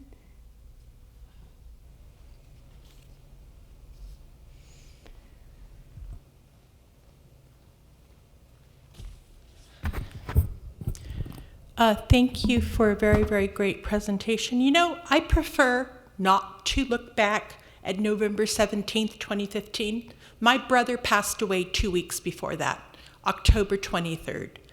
It was a very stressful time, yet I came to that meeting in 2015. That's what you do. That's why we're having to slug through the housing bills and the housing element. You know, I suppose we'll be doing this 20 to 30 years from now if this state survives. I really like this plan that has come up with. If people are not aware, we are going into uncertain economic times. You have 10,000 people that have been laid off from Facebook, Meta.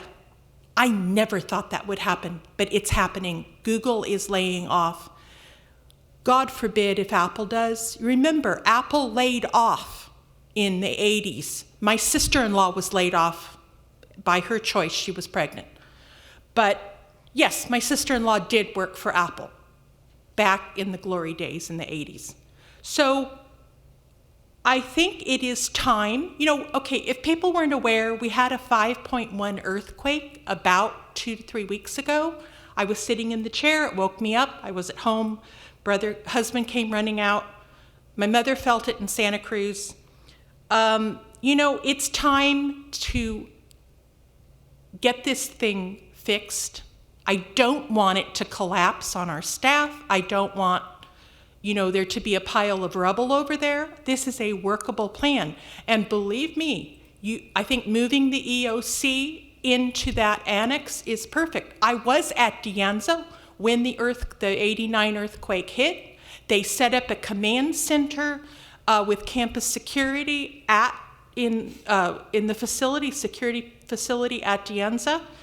Apple set up a command center in their buildings. They were on Sunnyvale Saratoga Road. My girlfriend worked at DEC Digital, and she was part of the security response team.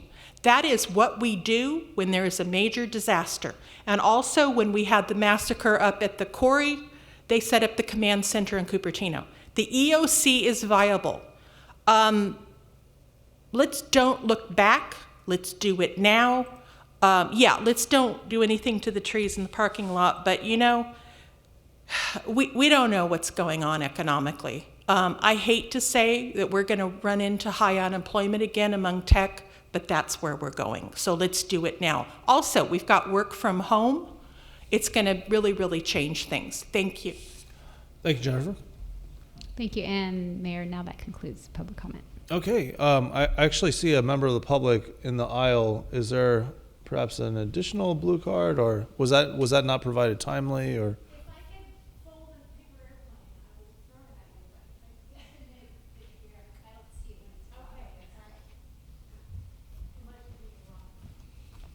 Okay, so we have Lisa Warren as our final speaker, has submitted a blue card.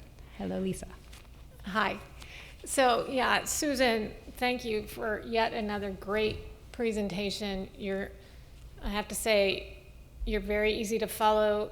You add just the right bits of information, anticipating questions, and I super appreciate the collaboration with the subcommittee and getting this all figured out so relatively quickly, I believe, and having all those options, and once again, pinpointing one that is a favorite of staff.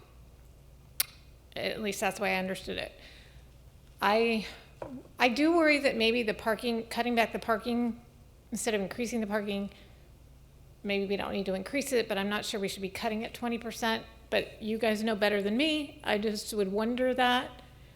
The rest of it, I appreciate that it will be a major remodel, so to speak, a rebuild without filling our landfill with more than necessary and creating a larger environmental impact, tearing it down completely and starting over. And I think it sounded like staff is all on board for this.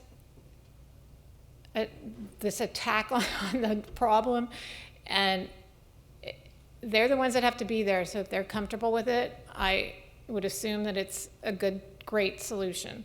So thanks again to, I'm sure Director Morley assisted, but Susan, you do a great job. Thank you. Thank you, Lisa. Thank you, Madam City Clerk, and thank you, Lisa. Okay, so let's go back to council on this. We, again, are on item number 24, which was placed on consent during our postponements and orders of the day and then taken off consent. So now it's being considered after the consent calendar items have been voted on. And so we are back to the dais. Do we have any follow-up questions from council first off? And so I see Vice Mayor Chow, you have a hand raised. Vice Mayor. Yeah. Thank you for a great report, and thank you the subcommittee for taking so many meetings in such a short amount of time so we can have this option.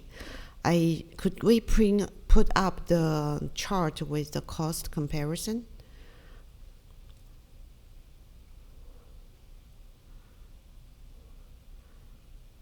One second. So my question is, the cost for the replacement city hall, does that include the design cost, or is this all just construction cost? It does include design.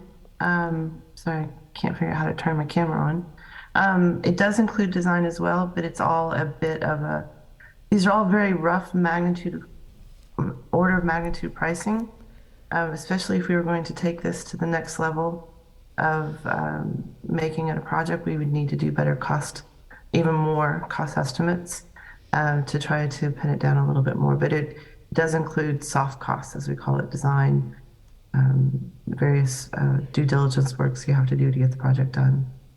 But I remember the in the CIP plan earlier this year, the budget was $4 million just for the design. That was our estimation. Yeah, so then this 24 million for the third row replacement, city hall replacement, non-essential, you mean that includes the $4 million for design?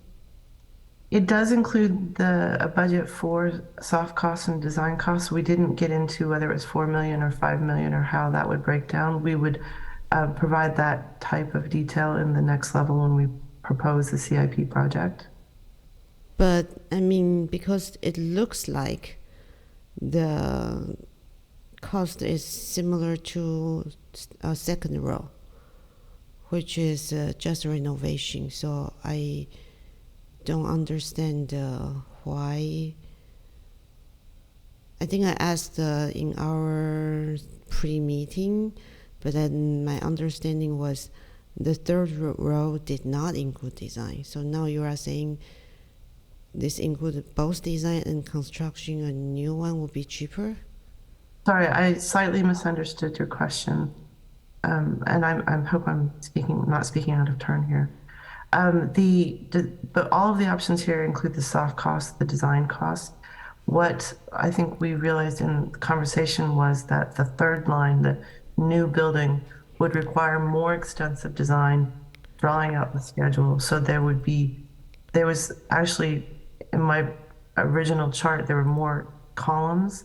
And so the new buildings would be accomplished later on down the road. It would be 2025 or 26 that we could start to, accomplish a project. So there would be more costs. So you mean the city hall replacement here include design, but it's interior design similar to the city hall renovation. But if for a whole new building, you'll design the entire building, that type of design is not included in this cost. No, the idea is they're all included, but it's more important to realize there isn't a level of detail here. It is a very generalized discussion in order to develop a budget. And the real takeaway was the order of magnitude of this type of project could probably be accomplished for under 30 million. A new building would be slightly more expensive because it would take longer. So that would need to be better budgeted. But the detail isn't here. It's more a rough order of magnitude. Okay, thank you. Okay, we have a hand raised from Councilmember Moore and also Councilmember Way after that. Councilmember Way had her hand raised before me. Okay, well, that is perfectly fine. Councilmember Way, would you like to, on my screen, I see your hand first, Councilmember Moore, but let's go ahead and go to Councilmember Way, then Councilmember Moore. I see Sure. Councilmember Willie has his hand up as well. Okay, so he'll be next. I have two questions. The first one is the parking that's added. It's a 30. How much is total? We could add it for a minimum. Let me look at that. Is that enough for library? Because I think this is more for library parking that we need a lot of more spaces. So if we renovate the city hall, build with garage, that will solve the library parking issue. So my first question is, I really don't think this plan resolves the library parking issues. The second one is, if we do go with the new replacement with additional space, which is about 12,000 square feet of space, if the staff doesn't need it, if we can make it a rentable event such as our Quinlan Center, our community hall, how much revenue can we generate from the extra 12,000 space? That would be my question. Because if the revenue can justify the cost in the long-term rent in 10, 15, 20 years, I would think adding that space to accommodate another 50 years of growth, not just 10 or 20, because this building is lasted over 50 years. So the next building probably would expect it to last 50 years. I would want to look a little bit more further than just the 10, 20 years. And if we have that space and we can rent it out until we need more space, I would think that would be probably worth the investment. So, but I don't know how much estimated generation we could get it from revenue from the extra 12,000 square feet of event space. Is it all right if I answer, Mayor? Yes, please, go ahead, Susan. So I would agree that the proposed parking does not meet the library need. We would ask that we do a better demand study to see what the true need is. We proposed the minor improvements because they were somewhat easily achievable. And it seemed like it was no harm, no foul. We could get some extra parking and that would make everybody happy without causing impact to the trees or library field. The library field project can come later. As in regards to the revenue, I couldn't speak to that. It is definitely possible, but I'm not prepared to speak to that. We could have to come back to you. So, yes, thank you, Susan. I know you can speak to that. I'm just thinking, I am a little uncomfortable to make decisions tonight because I think we need to do a little bit more research, a little bit more broader speculations or projections. So I would really like not having to make a decision tonight. And that's why I asked the question, maybe the Park and Recreation or Finance Department can come up with an estimated figure according to what we have rent on our community hall, Quinlan Center, and even our senior center. So I do believe I want to look out more for 50 years, not just 10, 20 years. Thanks, but thank you, Susan, for all this figures and this yeoman's job, and then give everybody a clearer picture of what could happen with this or that and that. So, but I just would like to have a little bit more research onto if we have extra space, is it worth the investment? Okay, thank you very much, Councilmember White. Let's go to Councilmember Moore and then Councilmember Willie. Okay, thank you. One of the issues that came up was that when you expand on the building, you end up needing more parking, and you make your situation actually more complicated. And so we were tasked as the City Hall subcommittee. And so that it's about ensuring that there's parking adequate for the City Hall structure and the projected number of employees there. One thing that hasn't been mentioned with regards to the funding is that we do have a potential CDTFA audit, which could change our financial situation. So the staff recommendation and what we agreed with was the most prudent approach to this problem, was the one selected, with one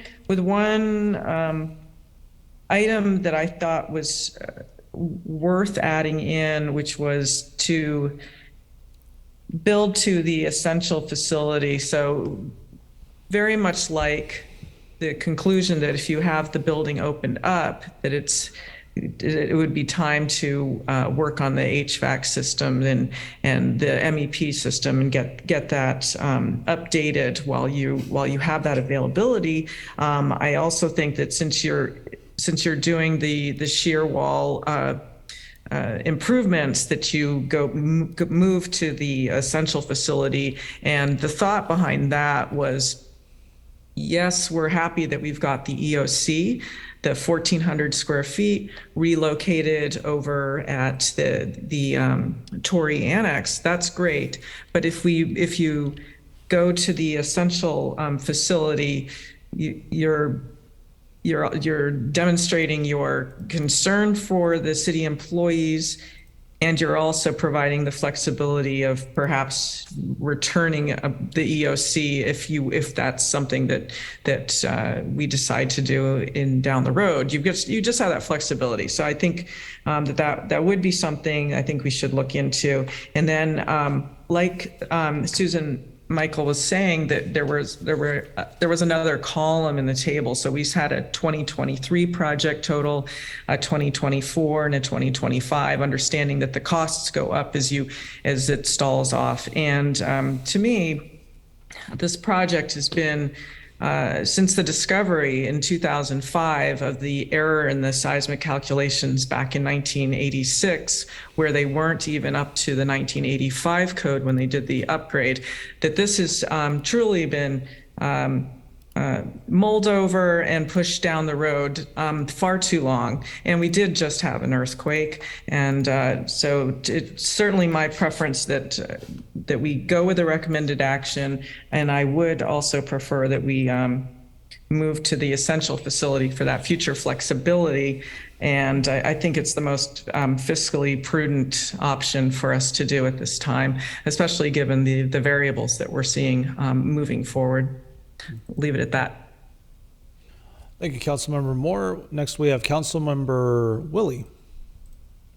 Yeah, thank you, Mayor. Yeah, I want to start by saying thank you, Susan. It's been more of your time than Councilman Moore and my time. But we've all put in quite a bit of time. So, I'm fine with the findings. I'm looking at it from an engineer's eyes. Councilman Moore is looking at it from an engineer's eyes. Couple things that I think speak to me, is I'll start with the valley already suffered, the Loma Prieta earthquake, and that was a 6.9 to 7.2. And City Hall did not suffer any damage. I asked that question of Matt Morley, and he said no.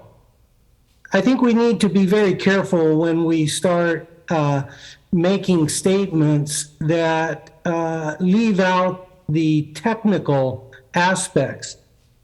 Even the 1906 San Francisco earthquake was a 7.9. So we need to keep that in mind. Then we start looking at, the technical aspects and the retrofits from an engineer's perspective or from a businessman's perspective. Drive through San Francisco.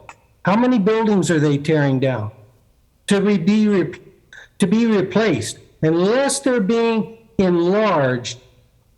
Same thing goes for San Jose. Those buildings were built back in the 1930s.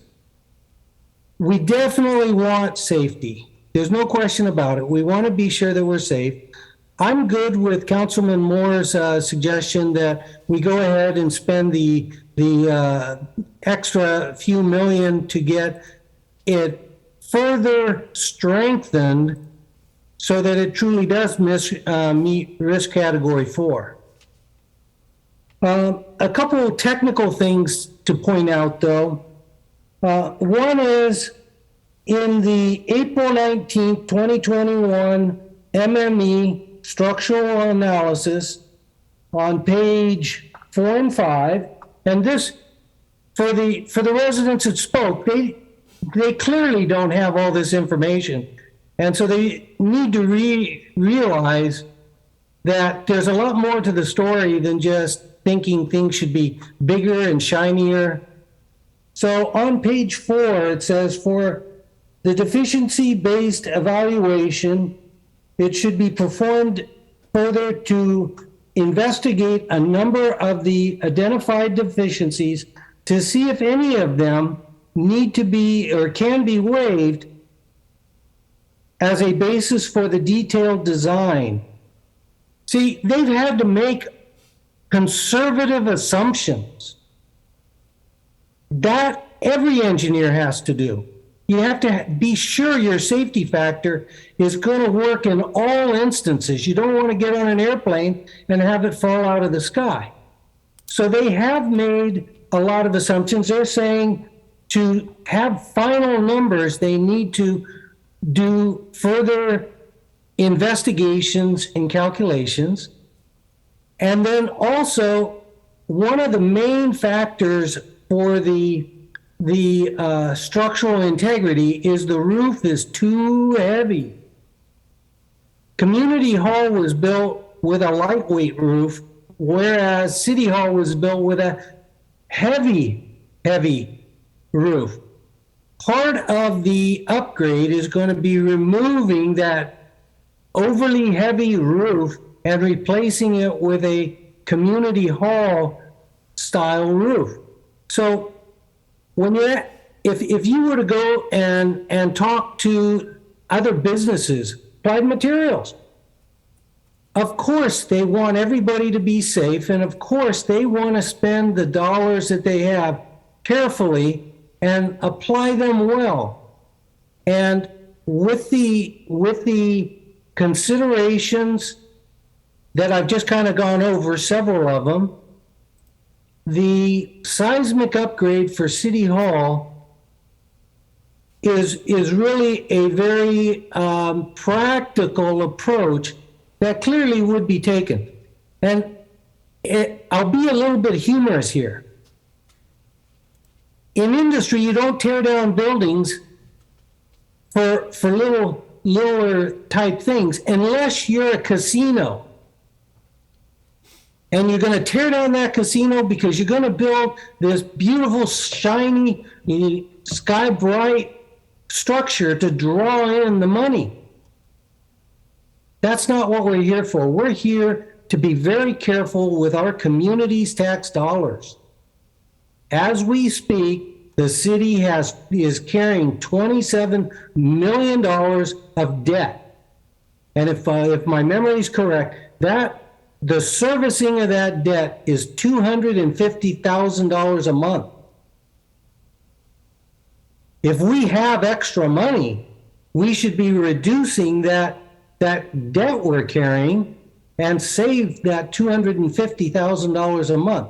So by all means, I think we need to be really safe. I agree with Councilman Moore. This has been kicked down the road too long. It's time to take care of it as best we can and move forward. Our community knock on doors and you start asking them how much money do they want to spend and explain the situation, in my view, they're going to say the option that is the recommended action. Yep. So I'll take that as my conclusion. Thank you, Mayor. Thank you, Council. Thank you, Councilman Moore.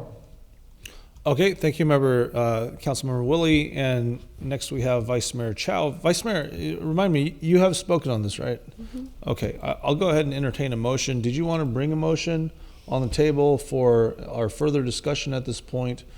And if not, I can go to a different council member if you would prefer not to bring a motion at this time. Yeah, I'm happy to bring the motion that Council Moore suggested. The City Hall renovation with essential facility.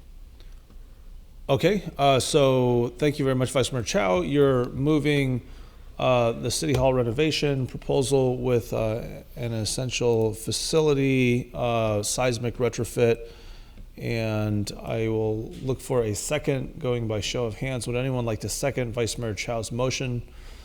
I see Councilmember Willie with your hand raised. Would you like to second? Yeah, absolutely. I'm actually happy. I should have popped up the hand faster. Thanks. Okay, great. Thank you, Councilmember Willie. We have a motion and a second on the table. Vice Mayor Chow, you had your hand raised initially for, I think, further comment, and then we'll call on Councilmember Way after you. So the cost in the table doesn't include the interim city hall, right? In the past, usually there is a separate item for interim city hall, which include the moving of operation, likely renting facilities. Okay, thanks, Vice Mayor Chow, for the question. And I see, Susan, you have your camera on. Anyone from staff would care to answer that question? And I guess an addendum to that would be, if not, then the longer that City Hall is out of operation, then presumably that would be an added cost as well. Correct. Thank you, Mayor. It is correct that these costs do not include an interim City Hall. We do have a budget line item still in the CIP for an interim City Hall. I believe it's $500,000. We would definitely return to council to act with that funding. We aren't ready to. But one of the things we noted here is that there are, the planning for a move is a substantial project, as well as the communications, so that we would want to make sure that we're out of the building for the shortest amount of time, so that that is the most efficient use of our time. Thank you. Great, thank you. Another question is, I think, yeah, it's tempting to have a new building, bigger building, and more parking spaces. We need those, but I remember the city also has a kind of a long list of other buildings that still need to be retrofitted, and other delayed maintenance that's on the list. Do we have any idea how much of this remaining items that the city do need to spend money on in the next few years? Are you referring to capital improvement projects, Vice Mayor Chow, or are you referring to this particular project? Unfunded capital improvement projects. Okay. Is that question understood either by our city manager or Director Morley or? Sure. I don't know if we have that information readily available. We can definitely follow up with you, Vice Mayor Chow. Yeah, there was a facility assessment done a few years back, and at least in 2019 CIP plan, there was a list of all the unfunded projects and the total estimated cost. And so it would be great to know. I mean, when we are spending money, we need to know how much other things down the line we have to fix. Right. In the city, right? Thank you, Vice Mayor Chow. Yeah, unfortunately, we don't have that information right now, but we can definitely follow up. Okay, great. Okay. Thanks for that question. And I remember it was not a small number. That was under Director Borden at the time. And so if you wanted to reach out to anyone from staff, perhaps just asking Tim for a reference as to where to find that information, Let's go to Councilmember Wei. You have a hand raised? Yeah, very briefly. Thank you, Mayor Paul. So I want to clarify two things. First, I'm not looking for a shining, bright building. I'm looking for extra space, which is 12,000 square feet.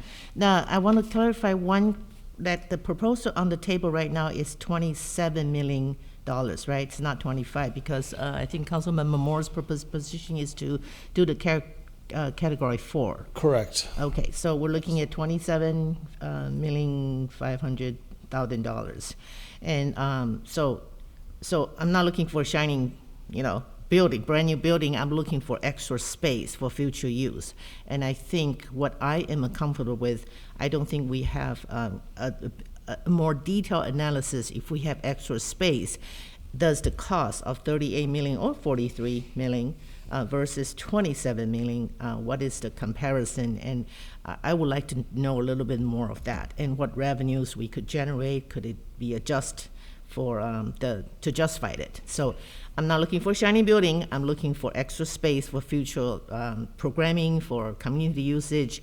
So just want to clarify that. And why I'm uncomfortable with is because I think we need a little bit delve a little bit more into it. And also, if we could have, like Vice Mayor Chow said, we have a lot of other needs. So maybe a holistic view of what other facility needs we are. Eventually, we might have to have creative financing. I'm just, at this moment, I'm a little bit uncomfortable deciding what to do. I would need a little bit more information. Fair enough. Thank you, Councilmember Wei. And I'm just going to interject some input on that, Councilmember Wei. I think if we had another $13 million for the delta of the cost, personally, I would invest it in other spaces that are pre-existing. It would increase the capital asset base of the city. And so, that's just the perspective I look at it as. And perhaps there is a set of opportunities right now in this economy. So that's another way of looking at it. But, of course, these are, all great perspectives, and, it's I just need more information. yeah, understood. Okay, so I think we have Councilmember Willie with a hand raised as well. Councilmember Willie. Yeah, my question would be to pass Councilman Wei's question to the city manager. City Hall needs to be a very secure environment. That is our city's, important structure for all of our goings on in the city. Yeah, we can have a rentable space in the library or even a community hall, but are we going to allow renting out of City Hall on Saturday and Sunday like at Quinlan? It only takes one person with a credit card type device to pop open a door and walk through the building. So I think we need to really pass that to the city manager. To what degree is she going to allow, rentable space in our important city hall? So thank you. Okay, Councilmember Willie, thank you very much. And Pamela, if you wanted to speak to Councilmember Willie's comment, I don't know if it really, it'll pass. Okay, all right. Okay, so we do have a motion on the table. We have a second. I don't see further hands raised for further discussion. And so I'll just remind everyone that we are on under City Hall renovation, a seismic MEP, IT interior gut for an essential facility on the table. And Vice Mayor Chow, did you want to speak further on this motion that's on the table? Just want to concur what you mentioned, that I checked the office space is about $900 per square foot. So if we are looking at expanding 12,000 square foot in the future, that's about $10 million if we purchase a new building, and that likely would come with its own parking space. So that might be something that's more, like you said, also build asset for the city. That might be more better than building a new city hall. Yeah, that seems to make sense. All right, thanks, Vice Mayor Chow. And so I don't see any further hands raised. I'll go once and twice. And so Madam City Clerk, could you please conduct a roll call vote on this motion that's on the table? Mayor, I apologize for clarity. Can I also confirm whether staff is being directed to include the project as part of the fiscal year budget 2023-24 proposed capital improvement program? That's just as part of the recommended action? My understanding was that it was a recommended action, except there was a seismic upgrade Okay. to, let me just check in with the move-in. I believe that was Vice Mayor Chow. Is that Yes, correct? recommended action with the essential facility. Right, and Councilmember Woolley, was that your understanding of the motion that you seconded? Yes. Okay. All right, excellent. Thank you very much for the clarification, Madam City Clerk. Could we conduct the roll call vote? Thank you. Councilmember Moore? Aye. Councilmember Way? No. Councilmember Willie? Aye. Vice Mayor Chow? Aye. Mayor Paul? Yes. The motion carries with Way voting no. Okay, thank you very much. And so we're at 9:35. Let's go ahead and take break until for another 5 minutes, and we'll reconvene at 9:41 with item number 20 and item number 22. And to remind everyone, items 22 and 23 remain on the agenda. And so we'll see you in 5 minutes. Thanks very much. We are on item number 23. This is under ordinances and action items. This is, I'm sorry, I skipped one. This is under second reading of ordinances. We are under item 22. And the subject is the second reading of our SB 9 legislation. For shorthand, the entirety of the subject reads as follows: City Council hearing to conduct second reading of amendments to implement state legislation, Senate Bill 9, that provides for ministerial approval of up to 2 units and or a lot split in a residential single-family zone. And so, Madam City Manager, do we have any staff update on this second reading before we bring it over to members of the public for commentary? Sure, Mayor Paul, we do not have a presentation ready for this item. Okay, let's go ahead and bring it to our city clerk. If there are any members of the public that would like to speak on this item number 22. Yes, Mayor. So yes, anyone who is interested in providing comments, please use the raise hand feature or *9 if you're on telephone, or you can submit a blue speaker card if you're in Community Hall. I do have one blue speaker card already from Jennifer Griffin, so we will go to the Zoom comments first, and I do not see any hands raised, and I do not have any emails to cityclerk@cupertino.org. So Jennifer Griffin, would you like to go ahead and come to the dais, please?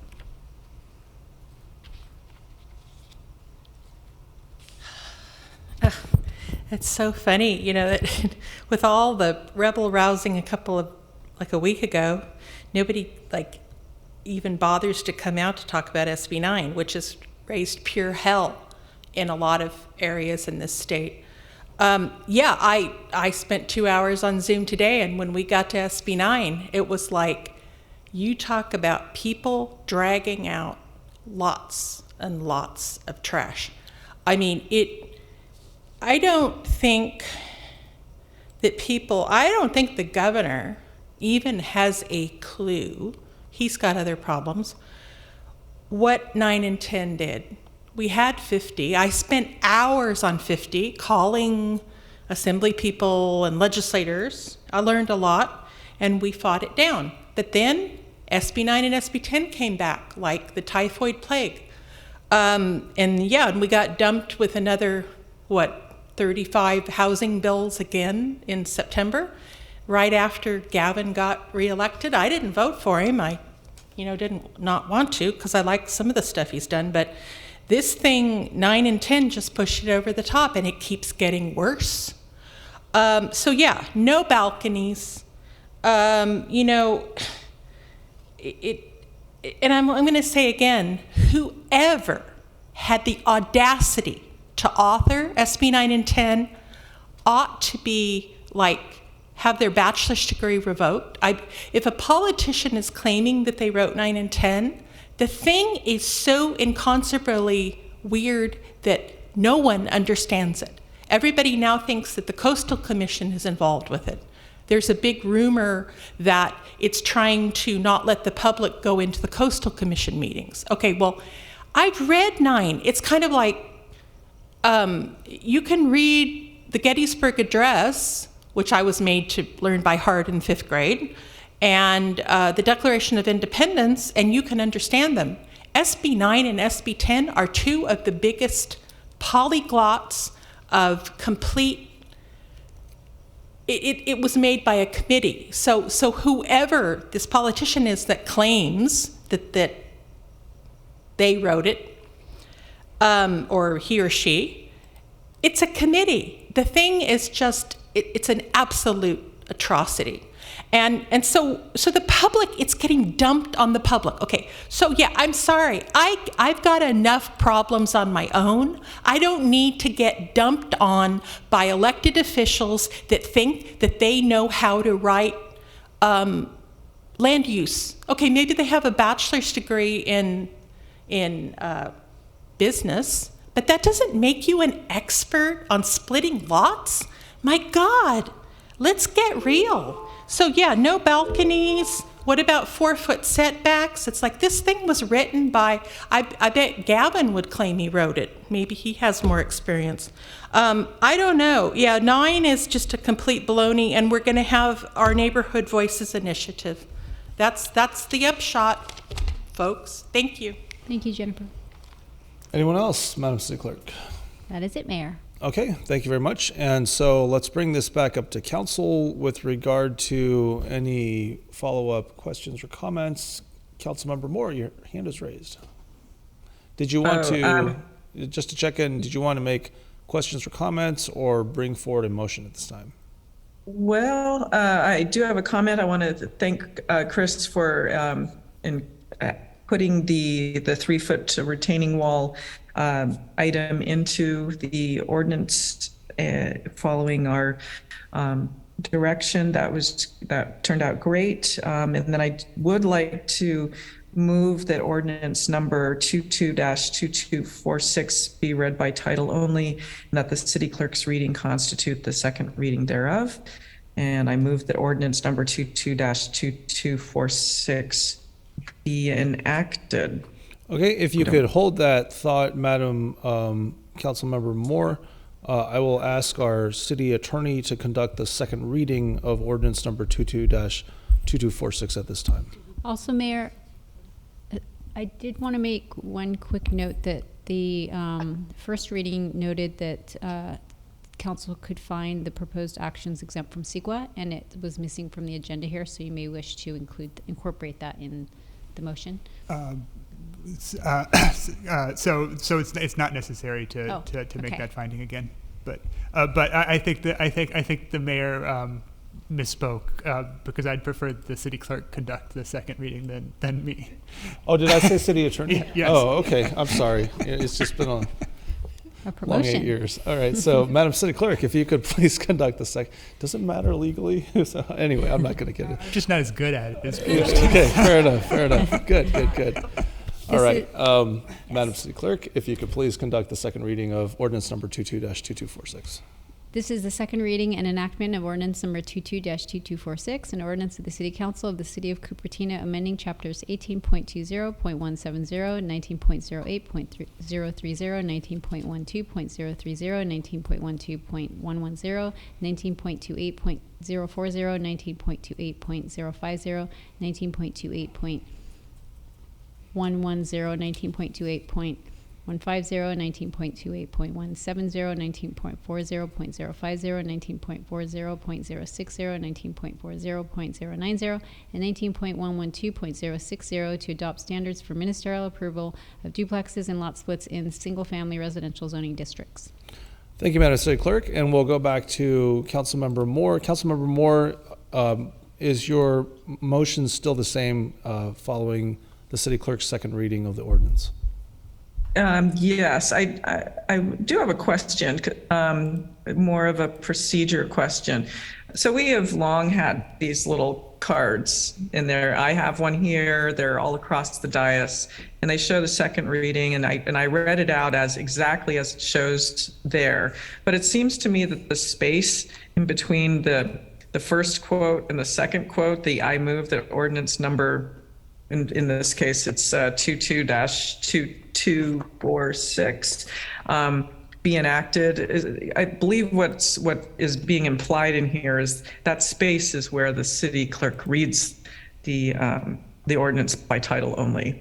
Like there's this, we have our part that we do, the city clerk then does that reading by title only, and then I come back and say, I move that ordinance number 22-2246 be enacted. Is that the right procedure?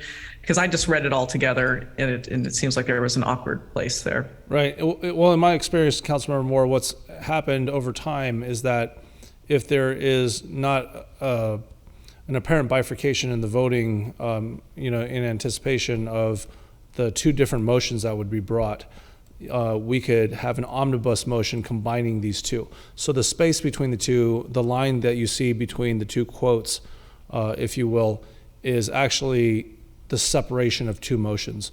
But my understanding of how the second readings and the first readings for that matter go is that you have the city clerk conduct those readings, and then the first motion is brought in the case of the second reading. And then following that motion, you have a second motion to enact the ordinance itself. And so that space, at least as far as my experience and recollection is concerned, is not for that second reading to be conducted. But feel free, anyone, to correct me. I'm not sure if it's material, but if it is, so advised for the remainder of this meeting and the next. Yeah, no, I don't have anything to add to that, Mayor. Okay. Okay.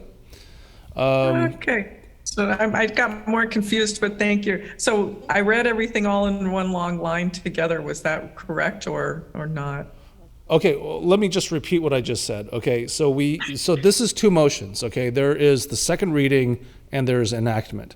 So typically you would have two motions for this. If you're not anticipating different voting patterns, then what we started doing, I think a couple of years ago, is just having a common motion for those two separate motions. And so the second reading would be before the motion, because you would need that second reading on the table if you're referencing the city clerk's reading constituting the second reading thereof. And same goes with first reading. Okay. I get it. Okay. But it's kind of funny because the first motion is actually that the ordinance is simply read, which it just, yeah, I understand. Okay, great. We're all good. And thank you, Mayor Paul, for in your last month providing more assistance to your council. And anyway, we'll have all these great thank yous in December, but it's been very, very helpful having you be our mayor. So anyway. Thank you. I can't, just everyone is fallible. So, I may not even be reciting this accurately because you point this out, it seems prospective in the language that ordinance X be read by title only, and that the city clerks. Well, in any event, look, I think we're okay in terms of covering our bases here. So let me search for the second here. I see Vice Mayor Chow has a hand raised. Vice Mayor Chow, would you like to second the motion that is on the table? Okay. Okay, great. So we have a motion and we have a second. This is the second reading of ordinance number 22-2246. Vice Mayor Chow, did you have a comment on the motion that's on the table? Not really. I just want to confirm about the process. Okay. So the process should be, we ask the city clerk to conduct the second reading first. Yes. And then we make two motions, so we can make that together. That's correct. But it should be done after the city clerk conduct the reading. Yeah. That has always been my understanding, that the reading occurs first. The same for the first reading too. So also we conduct the first reading. Now the city clerk conduct the first reading, and then we read that part, because it also has city clerk's reading constitutes the first reading thereof. So that should come after the reading. Right. Okay, right. That makes sense. Yeah. No, good to clarify that. I understood. No. That at least has been my practice when, I got onto council. It's a common point of confusion, I think. Yeah, but I don't know if it's a common point of confusion that's been clarified incorrectly over time. and by that I'll say, 7 years and some 10 or 11 months ago when I ran my first one, people were always saying, do the reading first, first. And so, maybe, Chris, at this point, it might not be a bad idea to elaborate. Is that your experience as well in other jurisdictions, that the reading is conducted first prior to the motion being made? So my experience is in charter cities, so the process there is a little different. So this is the general law city experience that I have. So it's the same that you have. But it's something that, with a new council being seated fairly soon, we can just sort of look at standardizing and making sure that everybody's using the same language. Sure, making sure it's cutting across. Yeah, exactly. Yeah. Maybe the note here should be a little more clear, where it says first reading could say request the city clerk to conduct the first reading, and it's more clear. I think it might be standard language, and I would assume that Kirsten will probably go back and cross-reference with some of her peers in similar general law jurisdictions. But that's been my understanding, that you conduct the reading and then take the motion. All right, so let us go ahead, if there are no other hands raised to make commentary on the motion, conduct a roll call vote on this motion on the table. Councilmember Moore? Aye. Councilmember Way? Aye. Councilmember Willie? Aye. Vice Mayor Chow? Aye. Mayor Paul? Yes. The motion carries unanimously. Thank you very much, Madam City Clerk. And we are on to item 23. That falls under ordinances and action items. There are no public hearings tonight. And the subject of item 23 is consideration of the first quarter financial report for the fiscal year we are currently in, that is 2022 to 2023. And I see the presenters on our agenda are listed as Director Alfaro of our Administrative Services Department, as well as Thomas Leung, the Budget Manager in our Finance Department. And so Christina and Thomas, welcome, and please take away the staff report and presentation for item number 23. Thank you, Mayor and City Council members. Christina Alfaro with you again here, along with Thomas Leung, the city's new budget manager, to present to you the fiscal year 22-23 first quarter financial report. We have quite an information-packed agenda for you this evening, as will pop up here on our slides in just a second. Before we jump into the presentation, I want to begin by I'm going to begin by discussing how we ended the previous fiscal year, and also how we're doing as of the first 3 months of the current fiscal year. We'll start with the citywide totals, and then we'll go ahead and come back and go into greater detail into the general fund. And we do that because this is the city's largest fund. It's primarily funded by taxes. And this is also where council has the most discretion. So with that, we'll go ahead and jump right into our budget reporting cycle. Administrative Services staff reports to council on the city's budget a minimum of 5 times, as shown in the graphic. We're currently reporting on the first quarter report that covers the first 3 months of the fiscal year and is shown here in that red box. So as I mentioned earlier, we're going to start by seeing how we ended last fiscal year. The first chart that you're going to see before you is going to illustrate where we ended last fiscal year compared to where we budgeted. Basically, how did we do against our projections? That green bar that you see is the budget. The orange bar is where we actually ended the year, and the yellow shows us if we were above or below our budget estimate. As we go forward, and this is across all funds for the city. As we go forward, I'm going to want you to focus on what actually happened. So that orange bar, we're going to show in a little more detail what was happening there in the next slide to come. But before we go in there, I want to show you our revenue came in about 36.4 million under. This is mostly due to unrealized revenue related to a large contract for the Valco project, which has been renamed the Rise. You're going to see this come along when we talk about carryovers in the current year as well. In addition, the city experienced decreases in use of money and property due to a decrease in market value of the city's investment portfolio and timing of revenue received. The city's tax revenue sources came in strong, exceeding budget for sales, property, and transient occupancy tax, which is our hotel tax. On the expense side, we came in 17.3 million under budget, mostly due to savings in salaries and benefits due to vacancies, materials due to citywide reductions in supplies, conferences, and trainings, contract services primarily due to reductions in the city attorney's office, parks and recreation, and public works. Again, as we go forward, we want you to focus on that orange bar and specifically into the next slide that we're going to come into, which shows our totals by fund, revenue, expenditures, and fund balance. And these are our unedited year-end actuals as we're still in the middle of our financial audit. This chart relates to the previous chart that we just looked at, is if you were to take all the lines for revenue or expense and add those up together, you'd get back to the revenue and expense totals on the previous chart. And then the difference between the two would be where you'd get that total fund balance number. You can see across all funds, we had a positive impact to fund balance, meaning our revenues exceeded our expenditures in all, but just a couple here, that about 2 or 3 that just have a small amount of fund balance used. And this was part of our planned use of fund balance in those funds.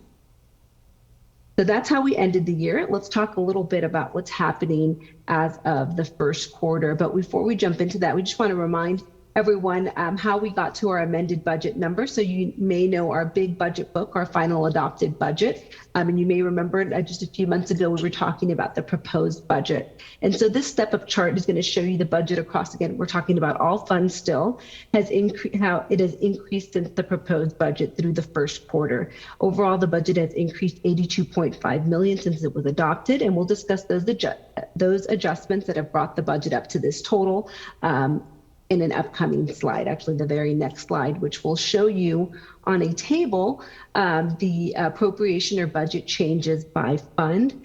This table shows you the adopted budget, any carryovers, and carryovers are, we already have the approved budget, but for whatever reason, we have not been able to complete this project, purchase, whatever it is, and we carry over those dollars into the new fiscal year. It's a budget carryover, but it must be used for the same purposes for which it was originally allocated. It also shows our encumbrances, and encumbrances are generally contracts or purchase orders. So we have a commitment to spend, and we just haven't worked through that yet. Those get carried over as well into the new fiscal year. And then any adjustments that have been brought to council outside or within a budget report, but this is our first budget report for the year. So these are staff reports that have been brought to council that had budget adjustments on them. And that would be any adjustment that came July 1 through September 30th of 2022. The largest carryovers are in the general fund, and this is primarily due to dollars associated with the RISE, plan check, and inspection services contracts that will continue to be carried over until that project is complete. Carryovers in the special revenue and capital project funds are primarily due to uncompleted capital improvement projects. These CIPs are fully funded upon adoption, and unspent funds are carried forward until the project is completed. Adjustments approved by the City Council include include salary increases that were approved as part of our labor contracts. And this is true across most funds. So we have positions that are not only funded in the general fund, but other funds as well. All adjustments combined bring the fiscal year 2023 amended budget to $113.1 million. If you're interested in a little more detail, you can look at attachment C of the staff report this evening, which lists these in a little more detail. Next, we're moving over to the revenue portion of the equation. And as you can see, this is a similar chart that we had for expenditures. You'll see that $43.6 million is a large carryover number. I'm going to talk about what that is in a subsequent slide, and about $500,000 or so in budget adjustments to the revenue side. And that brings us to the $174.4 million. Again, we're still across all funds. We'll go to a similar table as we did on the expense side. And really what we're looking at here is that $38 million. The bulk of that is still related to the revenue side of those RISE contracts that haven't, so the fees that would be collected for that project that have yet to be collected. We carry those over since we carried over the expense as well. The other $4.9 million you see in the capital funds, that's really due to restricted dollars. So grants, donations, that type of thing. We go ahead and bring those over and put them into the project for which they were for. So we make sure we're keeping track of those grants dollars. I do want to go back up to the general fund. I did forget one. The other portion, about 2 million, a little over 2 million or so of that 38.7 million is related to our American Rescue Plan Act dollars that we received last year, but we're not able to fully realize that revenue. So those get carried over and will be realized later this year. The additional a little over $500,000, but the $500,000 in the capital project fund was a transfer from the park fund into the Memorial Pond repurposing project, CIP project. So with that, let's talk a little bit about what's been happening in the first 3 months of the fiscal year. And this is the point in the presentation. We're going to take more of a general fund focus. So if the numbers get smaller, that's why we're looking at a smaller piece of the pie, so to speak.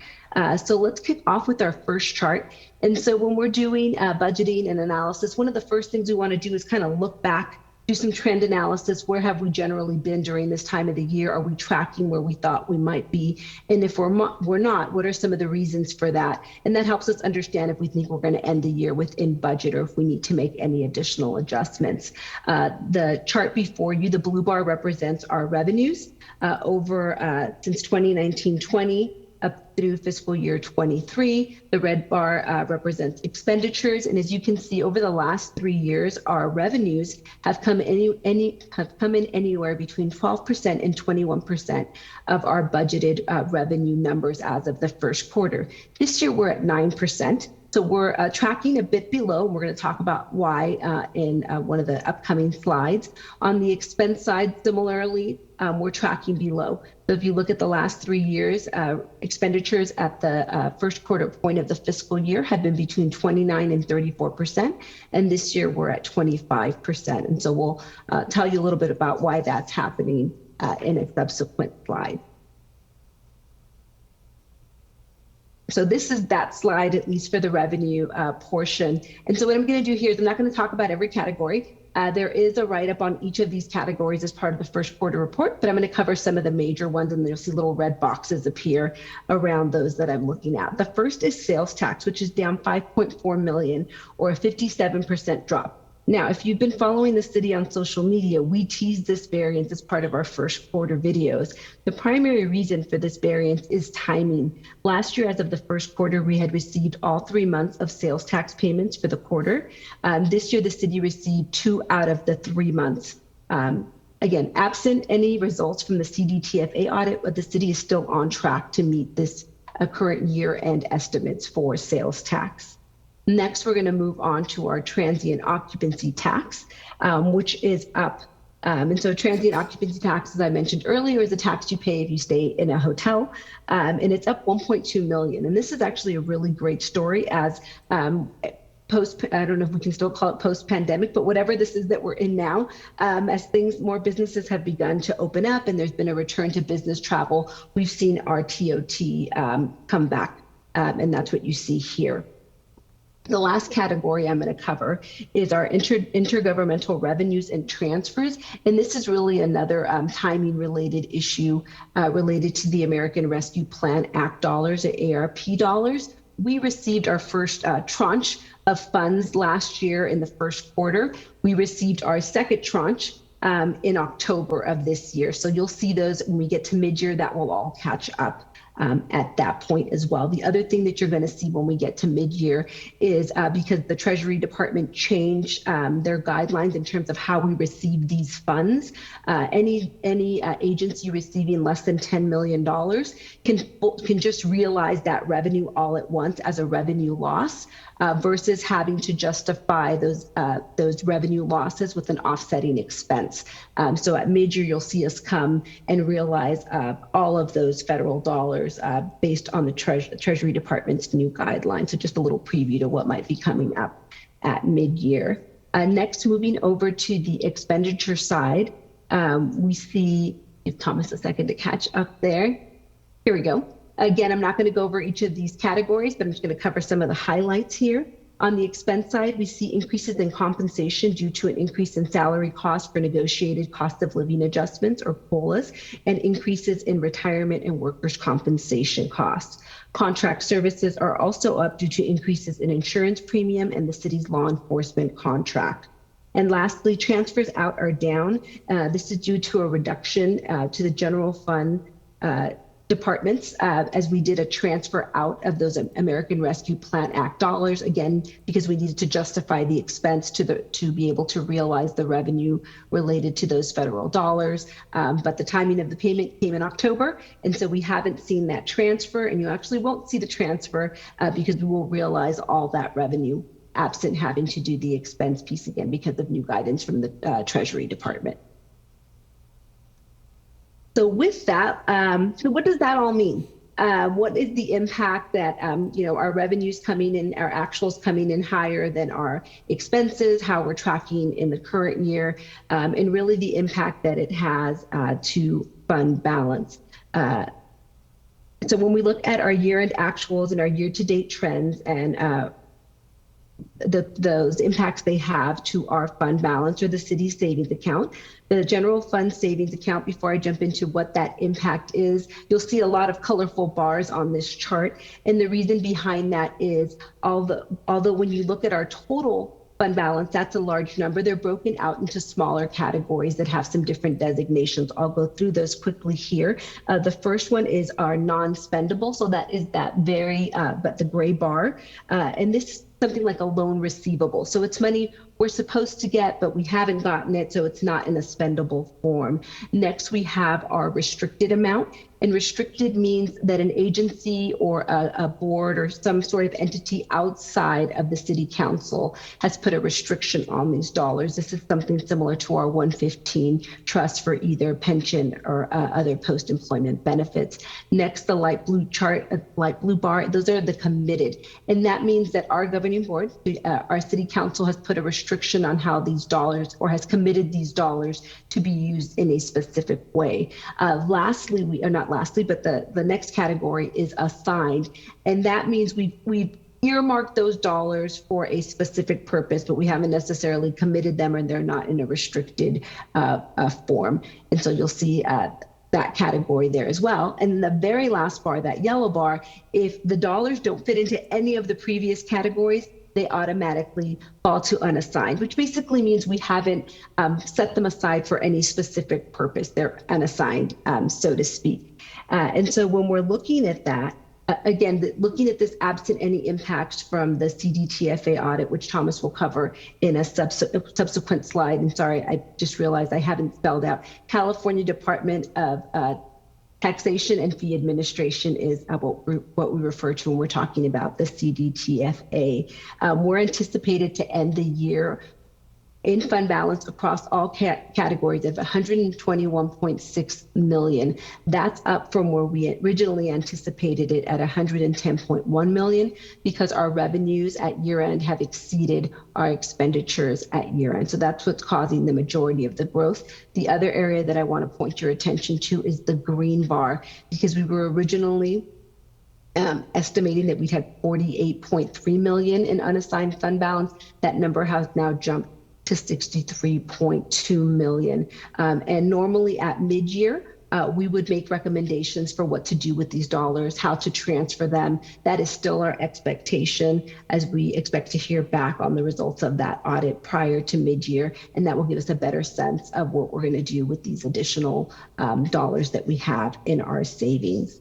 So with that, that wraps up where we ended the year, where we currently are as of the first 3 months of the fiscal year. And with that, I will pass the presentation to Budget Manager Leung, who will now walk you through recommended adjustments, transparency and engagement efforts, along with budget enhancements and next steps. Thank you. Thank you, Director Alfaro. Good evening, Honorable Mayor and City Council. First, I'll be going through the recommended budget adjustments.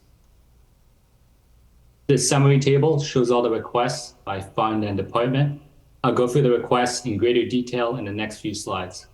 For the general fund, total expenditures requested are $974,000, funded by $801,000 in revenues and $173,000 in fund balance. The next slide shows the requests for the special revenue, enterprise, and internal service funds.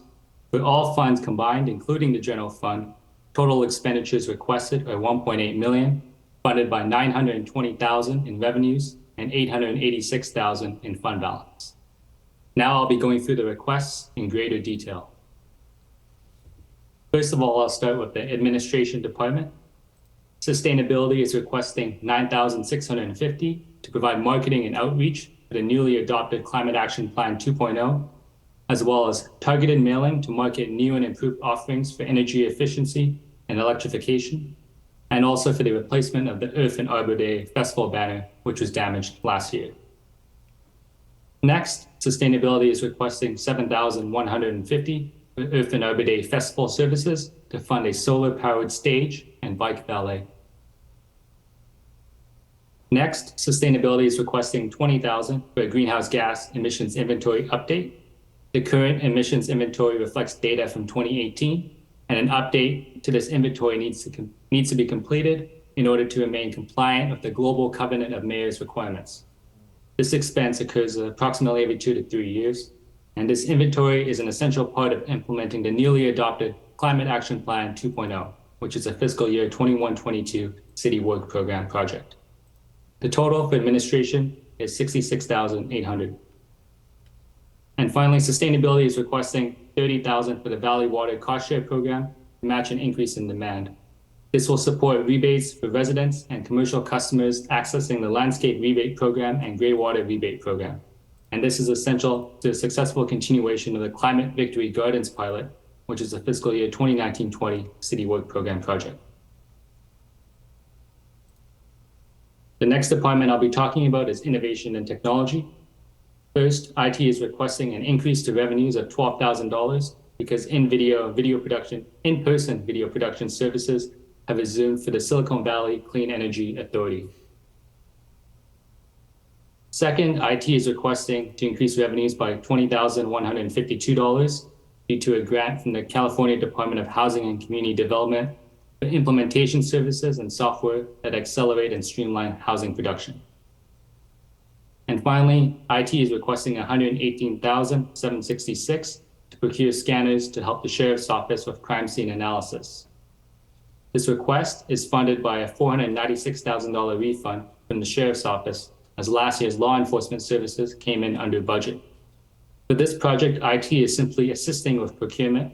The Sheriff's Office will manage implementation and also fund future budget requirements. And this purchase is for 4 years of equipment, maintenance, and support.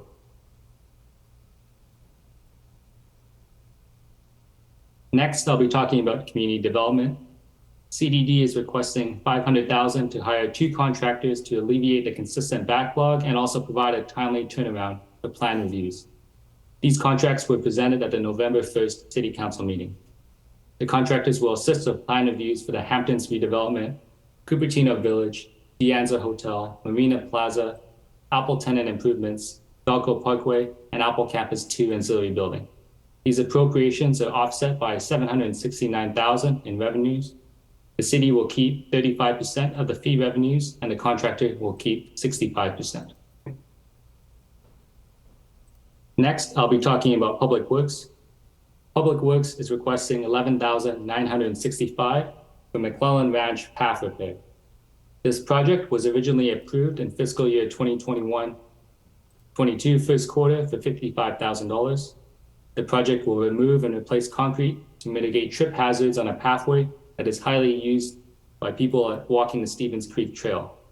Additional funds are being requested due to an increase in the scope of work to include the workshop area and also add a base layer. Next, Public Works is requesting $136,000 for tree maintenance at several city-owned sites. This is due to drought-related tree failures and deferred maintenance. Next, Public Works is requesting $124,738 for utilities adjustments that were missed during the base budget. $8,201 is being requested to replace a backwater valve at Monte Vista. The backwater valve has reached its useful life and is in a confined space, a manhole that has a danger of engulfment of sewage. So replacing this valve will reduce the risk to any technicians that are maintaining it. Next, Public Works is requesting $13,804 for a preventative maintenance program for swimming pool equipment at Blackberry Farm. This will reduce the chance of closing pool operations due to equipment failure. $31,377 is being requested for the Household Hazardous Waste Program due to changes in the use of the program by Cupertino residents and also increased costs at the county level. The next request is for $6,140. Public Works is requesting to budget additional expenditures as a grant received from Cal Recycle was higher than anticipated. And then the last proposal on this list is for vehicle and equipment replacement, $669,000. And so fixed asset requests were removed at the proposed budget study session by City Council motion so that city staff could provide additional information. So in your agenda packet, attachment I contains additional information on the fleet and equipment replacement process, as well as a complete list of fleet and equipment assets. The last department I'll be talking about is non-departmental, and this request is simply a transfer of funds. The funds from the law enforcement refund are currently in the general fund and will be transferred to the Innovation and Technology Fund in order to purchase these scanners. Next, I'll be talking about staffing. So as of the first quarter, staff is not recommending any changes to full-time staffing. This slide talks about the city manager's discretionary fund. To continue a practice that was started last fiscal year, staff is reporting on the use of this fund. As of the first quarter of fiscal year 22-23, $2,632 has been used for environmental consulting services related to a Phase 1 environmental site assessment at 21801 Stevens Creek Boulevard. Staff will continue to report on the use of this fund each quarter. Also, to provide an update on last fiscal year, in the fourth quarter of fiscal year 21-22, $18,595 was used for feminine hygiene product dispensers. On this slide, I'll be talking about additional information and enhancements. Starting this fiscal year, staff is providing quarterly status updates on special projects, including the budget, actual spending, status, and estimated completion date. Staff has also provided status updates on grants and capital improvement projects. And all this information can be found in attachments F through J in the agenda packet. Finally, regarding the CDTFA, or California Department of Tax and Fee Administration audit of one of the city's taxpayers, city staff expects an update in February or March of 2023. And so we'll be providing more information to City Council when that is available. Now, as a matter of transparency and engagement, we created an interactive digital financial report on OpenGov, which is the city's financial transparency portal. You can access the report by going to cupertino.org/budget or scanning the QR code on the screen. You'll be able to view the report and then drill into interactive charts for more detail. The city has also created 2 first quarter budget videos, which you can find on the city's social media accounts, like Instagram or Nextdoor.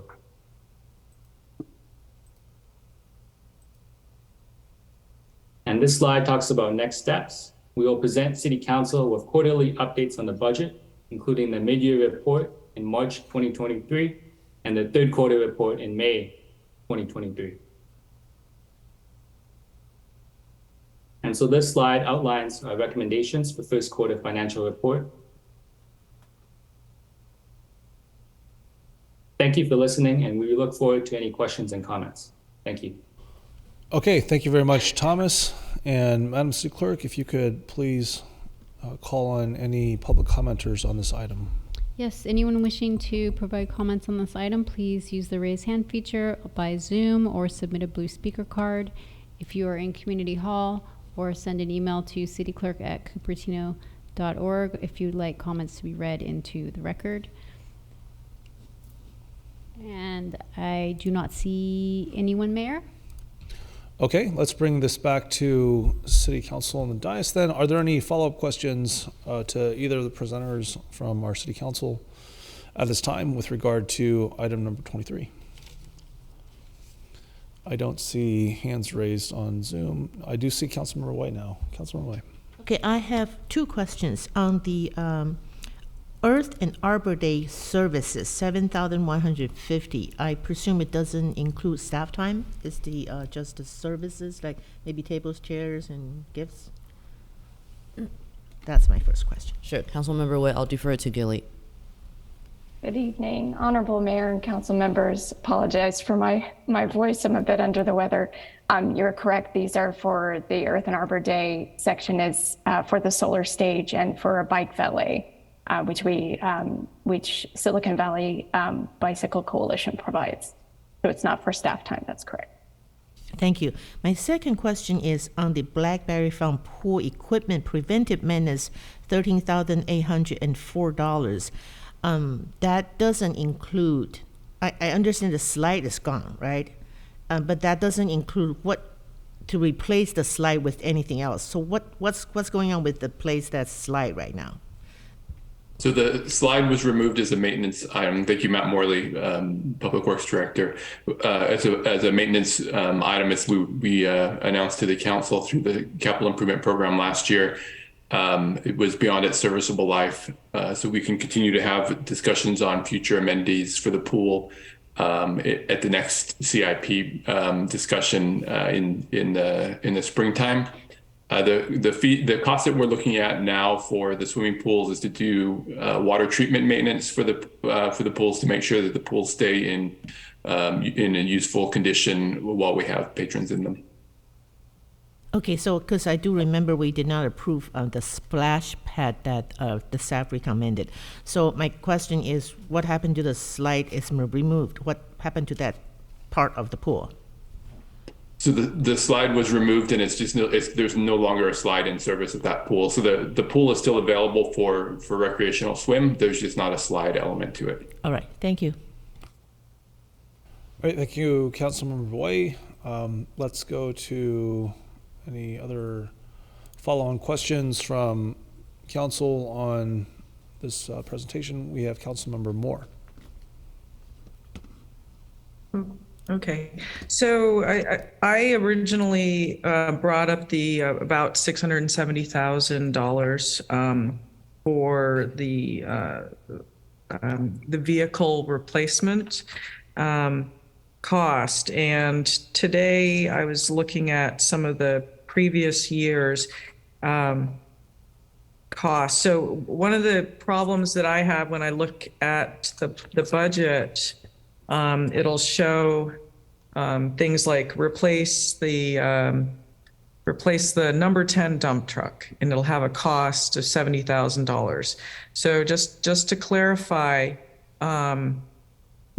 what do you mean by that? Or is this buy another? I mean, or you've got a number 10 dump truck and you're needing to replace it with an equivalent? I can't quite follow what they're trying to tell me here. Thank you, Council Member. Yes, when we replace vehicles, we replace them in kind, and if it's not an in-kind replacement, then we would note that. But typically, our fleet is pretty set in terms of our needs, so it becomes as a piece of equipment reaches the end of its serviceable life or its expected useful life, then we would replace it with exactly the same thing, just a newer model. Okay. And so in the report, we've got this extensive listing of equipment assets, but they don't.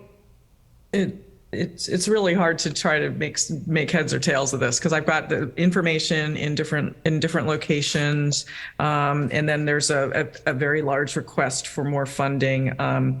And for instance, in some previous years, there's been an ask for $1 million, and I know that this is before Director Morley was here. So some of this previous history, I don't know if you know how they arrived at these numbers, but so you have like $1 million, $1 million, and then you've got the previous, you've got 538,000, 594,000. You got a small year, 375,000, and then another $1 million. So personally, I'd feel a little more comfortable, and we're asking for 670,000 now. And maybe this is common to see these numbers be this high. To me, it seems like a lot of vehicles being purchased, and it's very expensive, and I can't quite figure out where the money has gone after it's been sold, if there's like a separate vehicle fund for tracking all of this. And I do appreciate having all the auction information, but I don't have a sense of what the city made on that auction. And I don't quite understand where the funding, where the revenue went. So it seems like a lot of money to just say, yes, you can have that and go spend, when I don't understand how the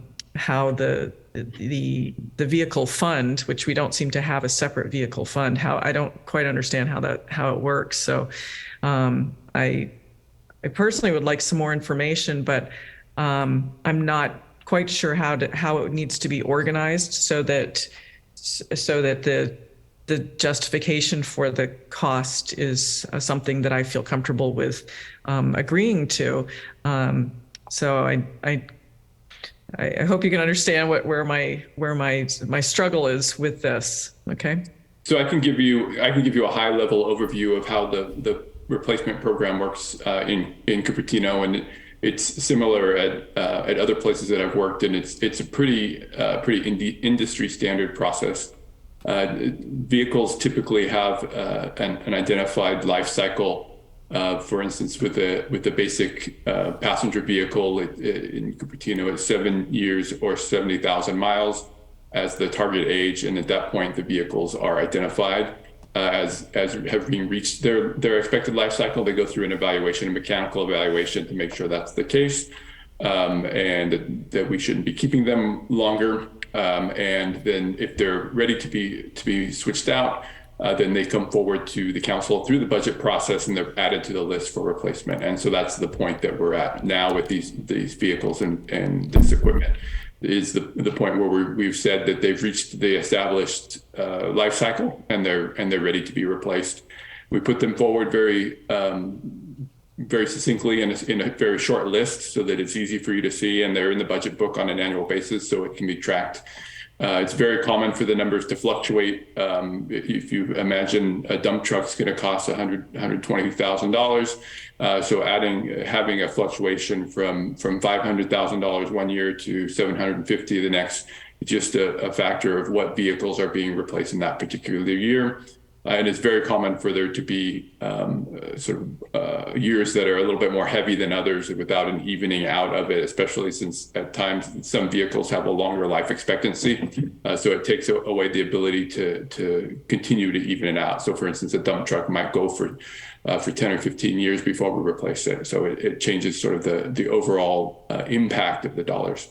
And overall, it's a pretty straightforward program. It's pretty easy to follow the dollar through the program and to see where the asks are. In terms of revenue that comes in, I think finance is probably better able to tell you about where those dollars, what happens to those dollars. But through our purchasing policy, there's a specific way to dispose of vehicles and equipment. And that's typically done through government auction. And that's how most cities handle it. And so the auction company sells the vehicles competitively, and then they send us the check for the value of those, and that goes back into being able to purchase vehicles in the future. And if you want details on the funds and all of that, finance can provide insight on that. But that's sort of a high-level overview of how the process works. It's pretty auditable, pretty easy to follow through the entire course, especially since we have a great asset management program where we track each vehicle specifically. Thank you, Matt. Yeah, I saw that with regards to the vehicle tracking, and I certainly appreciate that. Also, the extent of the vehicles being tracked down to, so vehicles isn't necessarily a dump truck, it's a lawnmower. So you're tracking all sorts of things. Golf carts, an auger, a bunker rake. I mean, you've got some quite a lot of gear that you're keeping track of. So might I ask, has this ever been audited by any of our auditors in the past, or is this something that in the future, like Moss Adams could suggest that, hey, why don't we look at the vehicle tracking, and then we'll take a look. That might be a Christina, Director Alfaro question. Thank you, Councilmember Moore.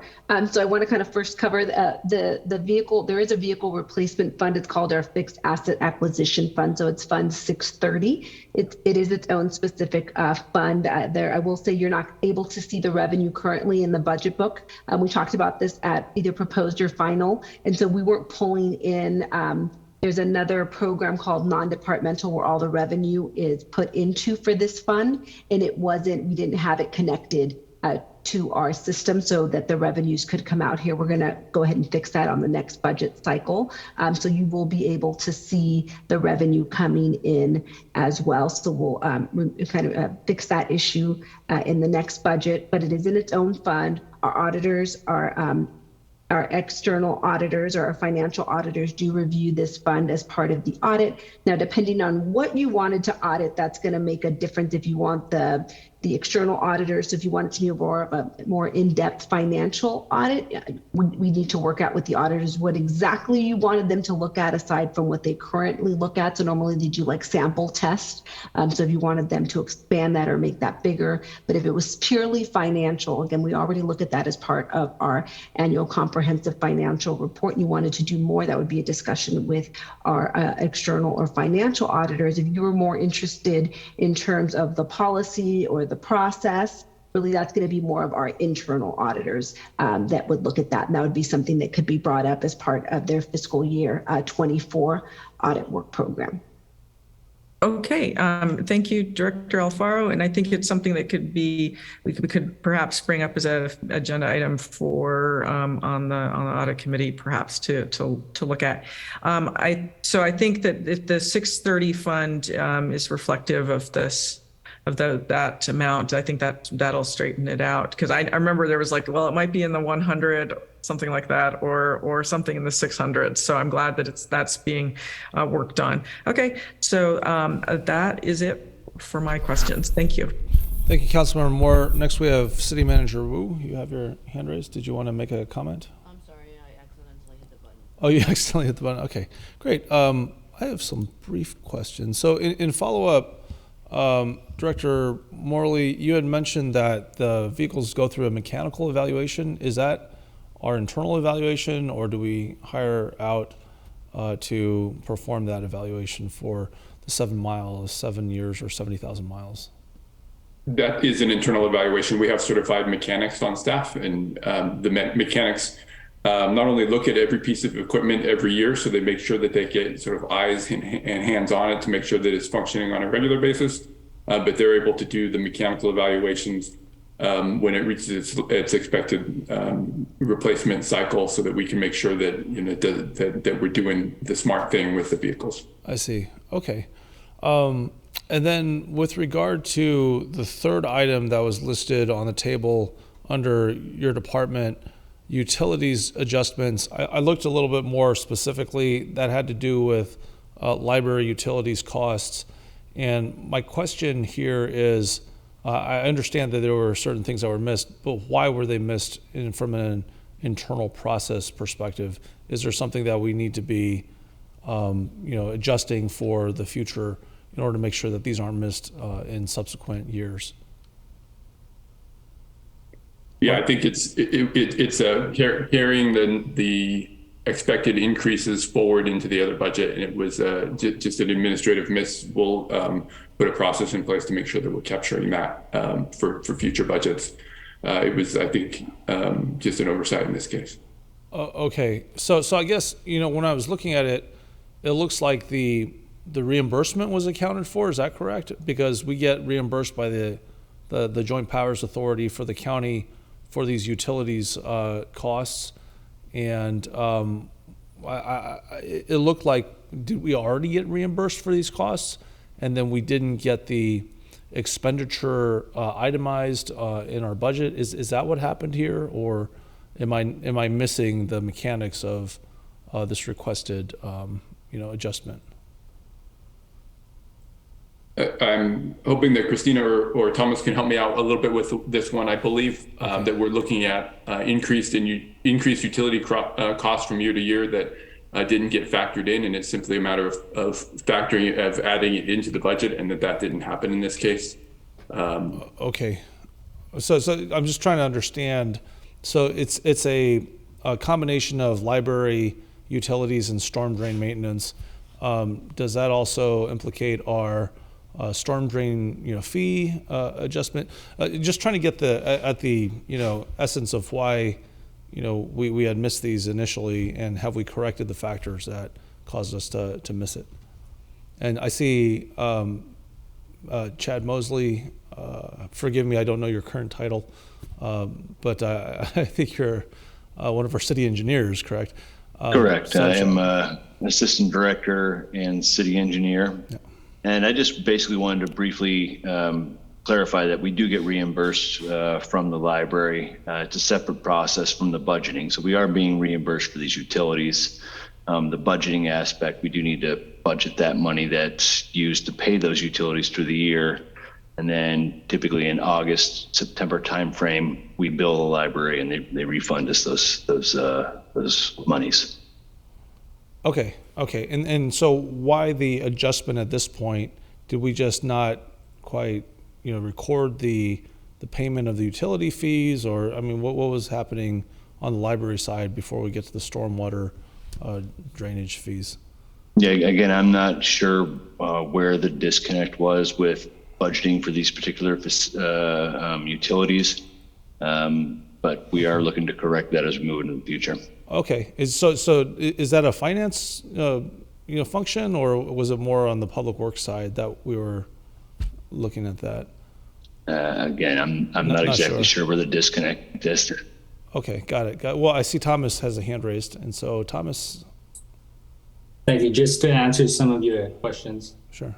So the departments budget for their own revenues and expenditures in this case. But I think when I was speaking of the analysts, it seems that they budgeted the revenues from the library, but they didn't budget the increase in the expenditures completely. So they didn't budget the increase in utilities. Okay. But the revenues were budgeted. Okay, so they didn't budget the increase in the utilities.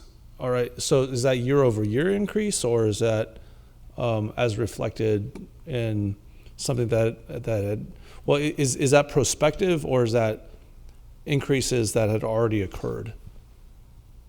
This would be for prospective, so fiscal year 22-23.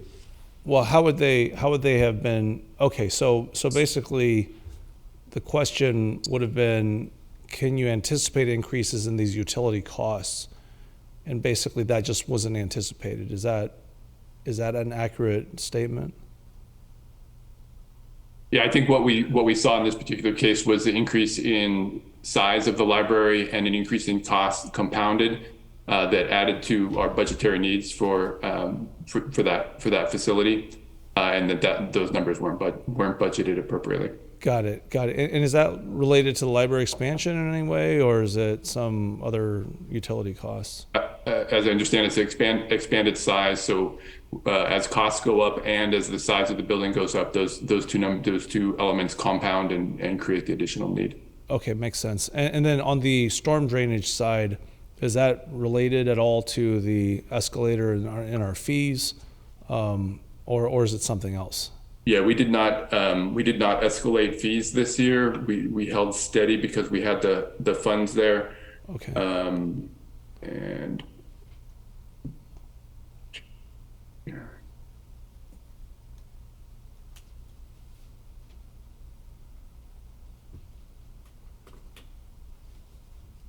I'm just looking for my write-up on that one.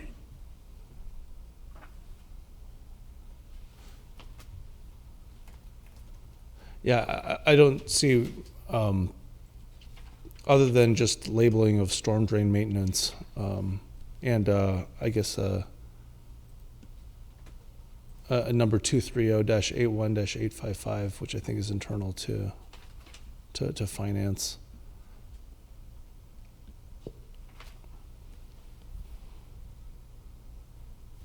Can I ask what page you're referencing? I'm sorry? The number? Okay. Is there a page number that you're referencing on the? It's superenumerated page 597 on the packet, and it's just on the omnibus package. It's page 15 of what I guess is the report itself. Let me see the title of it here. The staff report. So 15 of the staff report and 597 of the large packet. So the fourth item down, it just talks about the utilities adjustments, library facilities, and storm drain maintenance. So library, I think we have a handle on. I mean, it's additional space, but the storm drain, I mean, if the fees aren't changing, is it an anticipation of, maintenance costs that we weren't, that we should have anticipated but we didn't, or what was the, more specifics? And I don't want to hold this up, but if we can get some, kind of. I can get you clarity on both of those items specifically. Okay. We'll follow up with you on that. Oh, in the future. If Okay. I could just interject, I think they were just missed as part of our base budget process. Departments are asked to look at every single line item and make an adjustment as necessary. Utilities, for example, they'll give us specific numbers that maybe, folks at water or electrical are projecting for what those might be. And I really think this is just a case for these two. For library, it looks like it might have been that the increase was missed, but I think for storm drain, we just missed that expense side as we were working through the base budget. Well, understood. I'm just trying to get at if there was something that was anticipatable that, we could try to, kind of not replicate in the future, I guess, in terms of missing it. But, the library part of it, I think is understandable given the fact that you don't increase the, overall footprint of the square footage every year.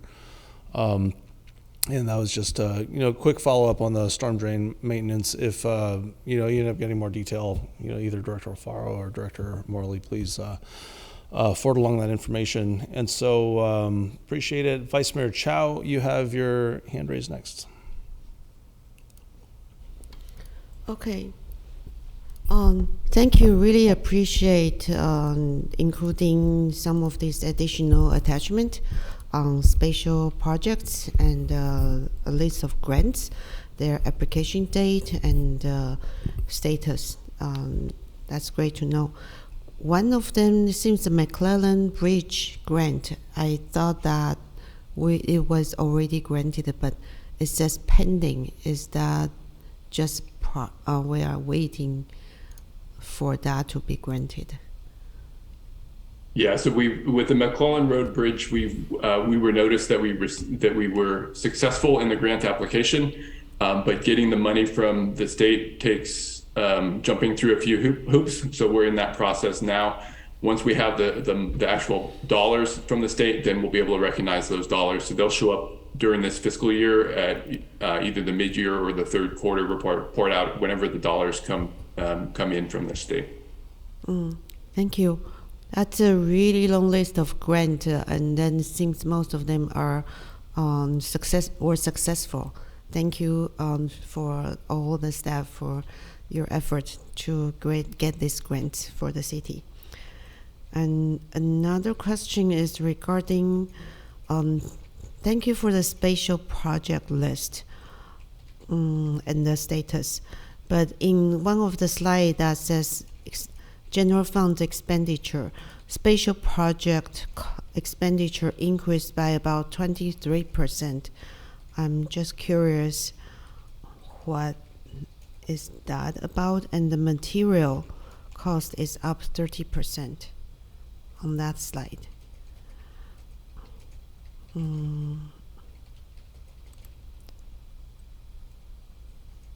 Should I show the page I'm looking at? I think I can cover that, but thank you for if you're showing the page yet. So this is for the general, for the general fund. So when we're looking, sorry, make sure I'm getting these. So I think the first one was materials. So as we continue in this, I call it post-COVID, but I don't think until February we're officially done with COVID, at least according to the governor. But as things began to open up more, you would see that increase in materials as we continue to kind of get back up to full speed of where we were before, whether that's purchasing more equipment or more things for the office or more supplies that we need. That's why materials are up. It's probably more of a return to normal. The second item was special projects, and these are going to vary year by year, depending on what's council work program is on, what are the special projects the departments are bringing forward for approval. And this is, we're looking at what we've actually spent as well versus what we budgeted. So some of it is just the timing of when we've purchased things as well that's driving some of those costs. Oh, because it's comparing it with previous year, not the adopted. Okay. Correct. And so, yeah, thank you for all the information. In the future, I think a lot of community members are interested in the enterprise fund. If there could be a report on enterprise fund and also the expenditure for budget for Blackberry and McClellan Ranch. They are not enterprise fund, but I think that's a particular piece of operation people are interested. And I'm also interested in senior center. What's our annual budget and expenditure on those? If we could have some report in future updates, that would be wonderful. And another thing is I find that the agenda right now does not include the entire budget book, which we got physically. So is that actual budget posted anywhere? I know that the visualization is really helpful, but sometimes the budget book is good. So is that...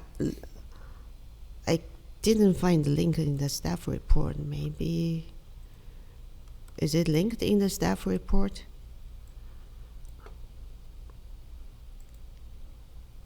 It's not there. So I'll go ahead and let Thomas take this one.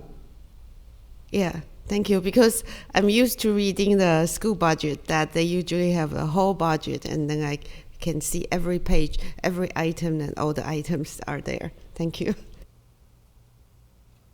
Thank you for your question, Vice Mayor Chow. So in one of the last few slides in the presentation, we talked about a link to cupertino.org/budget.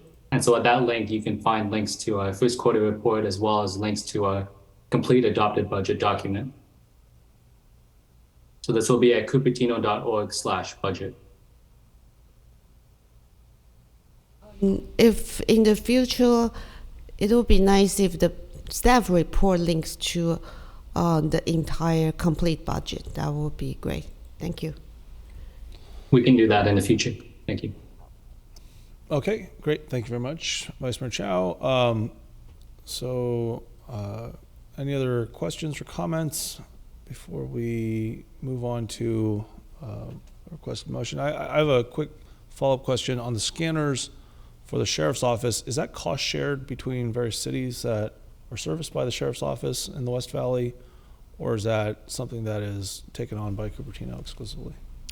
Mayor Paul, my understanding is it's taken on by City of Cupertino, but I does have Bill Mitchell available and also the Sheriff's Office available to answer that question in details. Great. Are they on right now? Yep. Or is that... Bill or Neil, either one of you can take it on. Great, thanks. Hi, Bill. Director Mitchell, how do you do? You'll need to unmute your microphone. Thank you for the question, Mayor. Yes, I'm Bill Mitchell. I'm the Chief Technology Officer of the city. It is not cost shared. It is entirely through the city. Part of the rationale for that, it's twofold. One is the money came back from the city, over $400,000 from last year's budget came back to the city. And the other one is when we were talking to the Sheriff's Department, the majority of the crime scene and traffic accidents are actually within Cupertino. So we were looking at that would be a great tool for the citizens, as well as we've had conversations with them as far as the city use of that equipment. They would actually do the work, but we would be able to utilize it for some of the activities that we want. For example, looking within our facilities and getting a scan 3D representation, what we call a digital twin, which is something we're very interested in. But we also have Captain Valenzuela with us as well, if you would like to add something. Sure. Great. Welcome, Captain. Hi, good evening, Mayor. Can you guys hear me? We can hear you. Okay, yes. So yeah, that's correct. We did notice that there was a lot more accidents. I don't have the actual numbers of more accidents in Cupertino. However, the city would benefit from it directly, as our deputies would use it to scan buildings and such. Right. Okay. For the city as well. So Director Mitchell mentioned that the majority of these accidents and crimes are occurring in Cupertino, but presumably in Saratoga these are going to be utilized as well.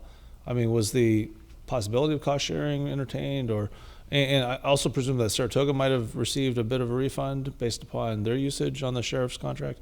I mean, I don't know. I'm just trying to think about this from the perspective of how this is actually going to be utilized, and whether we had broached the topic of potential, allocation of costs, because it's, presumably going to be used across your service area in the West Valley.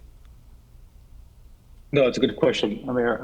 The city of Saratoga did receive a refund last year. The city of Los Altos Hills did not. The cost we can entertain the costs with the other cities and definitely reach out to them. It was just something that we worked with the partnership with the city of Cupertino so you guys could utilize the equipment more than the other cities as well. Okay, got it. All right, thanks. I see a couple of other hands raised. Vice Mayor Chow, you just finished, so let's go ahead and call on Councilmember Willie, and then after John, I'll ask for a motion if we want to continue further discussion. That's fine. Councilmember Willie. Yeah, thank you, Mayor. Oh, I just kind of figure I should weigh in at least once. A lot of good questions tonight. As usual, Christina does a really good presentation. And when we had the pre-meeting and went over these budget adjustments, I was able to get all my questions answered. So I'm pretty good. I'm real happy with the additional questions that have been asked tonight. I mean, it definitely shows that we're being very careful with the community's dollars. We're watching things really well, as all things considered. So I'll leave it at that once again, I think the city is doing really good financially, and Christina's oversight, is ensuring. So thank you. All right, thank you, Councilmember Willie. And anyone care to bring forth a motion at this time? I can go ahead and move the staff recommendation. Would anyone like to second that? Councilmember Way? I'll second it. You'll second that? Okay. So, and Councilmember Moore, you had your hand raised for a moment. Did you? And I'm fine transferring the motion to Councilmember Way. And if you wanted a second, Councilmember Moore, no, shake of the head. Okay. So we have a motion and a second on the table. I don't see further hands raised. Okay. So with our thanks to staff once again, and we are happy to take a roll call vote on this motion. Madam City Clerk. Councilmember Moore? Aye. Councilmember Way? Aye. Councilmember Willie? Aye. Vice Mayor Chow? Aye. Mayor Paul? Yes. Motion carries unanimously. Thank you very much. And so I believe we're at the end of our enumerated agenda. We have council and staff comments and future agenda items. We finished oral communications, and so there was no holdover from that. Let's go to our staff first. Pamela, are there any staff comments to end this meeting before we go to council? No, Mayor Paul, thank you. Okay, thank you very much. Let me call on any fellow council members that have comments or future agenda items prior to adjournment. And I see Councilmember Moore with a hand raised. All right. Well, I think perhaps staff could just provide us with this item. And I'm forgive me, but I cannot recall the name of the consultant. But one of the items that came to the audit committee, we were looking at accounts payable, and there was a consultant for fundraising for the Jolly Man All-Inclusive Playground. You recall that? And so I would actually like to see the report. It was, we spent, gosh, I think it was around maybe $35,000 for it. And so if we could have, if council could be sent a copy of that, I would appreciate it. Thank you. Okay, thank you, Councilmember Moore. Your request is logged. And so we will go on to Vice Mayor Chow. Okay, so I think I requested the report on Enterprise Fund, Blackberry, McClellan Ranch, and Senior Center. Do I need a second on that? So next time we have those reports. We can. I'm sorry, you would like the report on? In the next budget update, could we also have a report for Enterprise Fund and the Blackberry Farm on golf? I think Enterprise Fund include golf course, but Blackberry Farm and McClellan Ranch are not part of Enterprise Fund. And I think community wants to know how much is our expenditure and budget for those, and also Senior Center.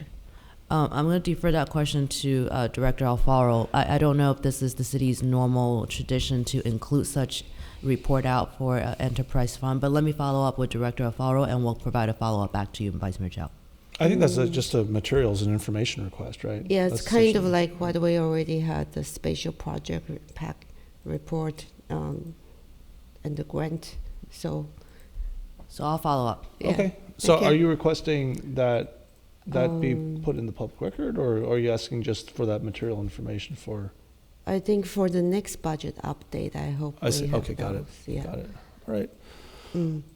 Thank you, Vice Mayor Chow. I don't see further hands raised. Vice Mayor Chow, you still have your hands raised. Yeah. So I think Peggy mentioned that she would like to see signatures with printed names on contract and dates on city documents. And I requested that we should have revision date on web pages also. That it's okay, some dates are outdated, that's fine. And I think we need to know when those documents or pages are last updated. And I think I requested earlier that Lehigh is continuing to operate aggregates production, and they say material distribution. And Rhoda mentioned there are still a lot of trucks. They have announced that they will stop the cement production, which they have stopped since April 2020. But trucks are still going on. So I wonder what the city has done on this regard, or what we are planning. And I think an update to the council would be appreciated. And maybe after that, we might request an item in a future agenda. Yeah. So another thing that I requested earlier was that the subcommittee for the housing element community engagement plan to be continued as a general housing element outreach committee. And I hope that we can get that scheduled and formed since we are going to be doing outreach. And I think that committee, a monthly meeting, has been a great venue for community to come and ask questions. And so people say they really appreciate having that committee before. And also I wonder, the Economic Development Committee, if we are missing some specific sectors, it would be great if staff let us know which sectors so we can help recruit applicants. Yeah. Okay. Thank you. Thank you, Vice Mayor Chow. And so, did you catch all of that? Let me recap. Right. So, Director Alfaro mentioned that we will definitely include the enterprise fund for the next budget update, including all the senior center, Blackberry, and sports center. I will work with Peggy Griffin on her suggestions on my own.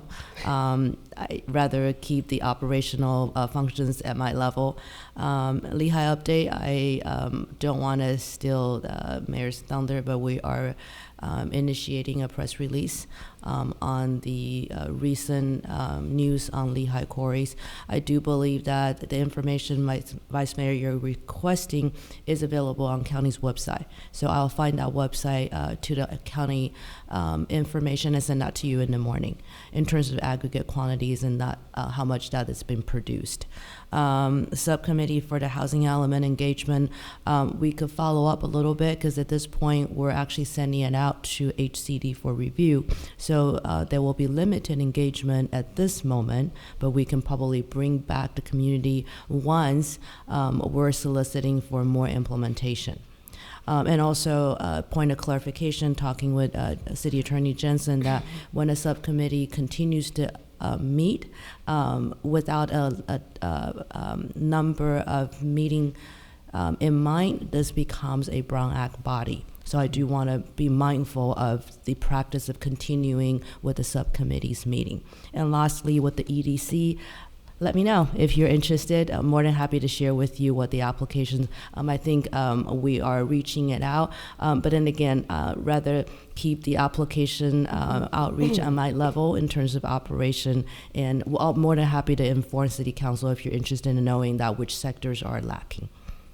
Okay, thank you very just much. to clarify, my question regarding the aggregate is not the amount, but what the city has done in that aspect. Did we write any letter to the county, and what we have done to express the concerns of our residents on the continued aggregate production and distribution? And as we know, it may some people are arguing that they do not have the permit for that particular operation. So what have we done on that? At this point, we're not planning on sending any official letter to the county. Then that maybe it's a decision the council should decide. Then I would like this to be on the council agenda for the council to decide. The same thing for the subcommittee for housing element. I think that's a council decision on whether we should form one. And the previous one was a Brown Act committee. Let's not get into the realm of right. discussion. So this is a legal question. So I can advise council confidentially.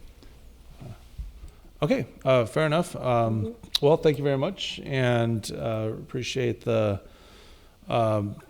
scope of what we consider. There are a lot of good topics that are out there. And so the Vice Mayor, agenda request for aggregate production, the city action on aggregate production, that's a future agenda request. I want to clarify that. Understood. I don't know if we have time on the December 6th agenda, but we'll put it on the... Should I confirm whether I have second or not, or on any of these items? Sure, please. Let's go ahead, and I do see both Councilmember Moore and Councilmember Willie have their hands raised, so let's call on them in order. Councilmember Moore, did you want to second any or all of Vice Mayor Chow's requests?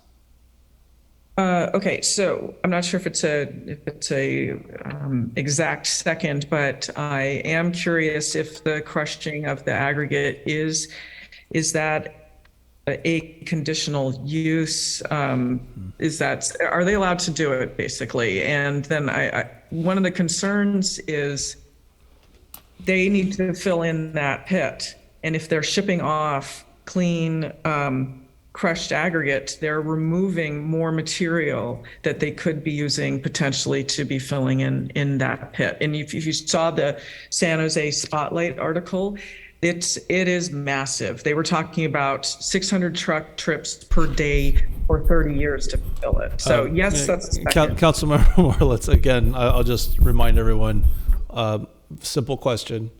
And I know you were talking about scope, but let's not get into, discussion on the topic itself.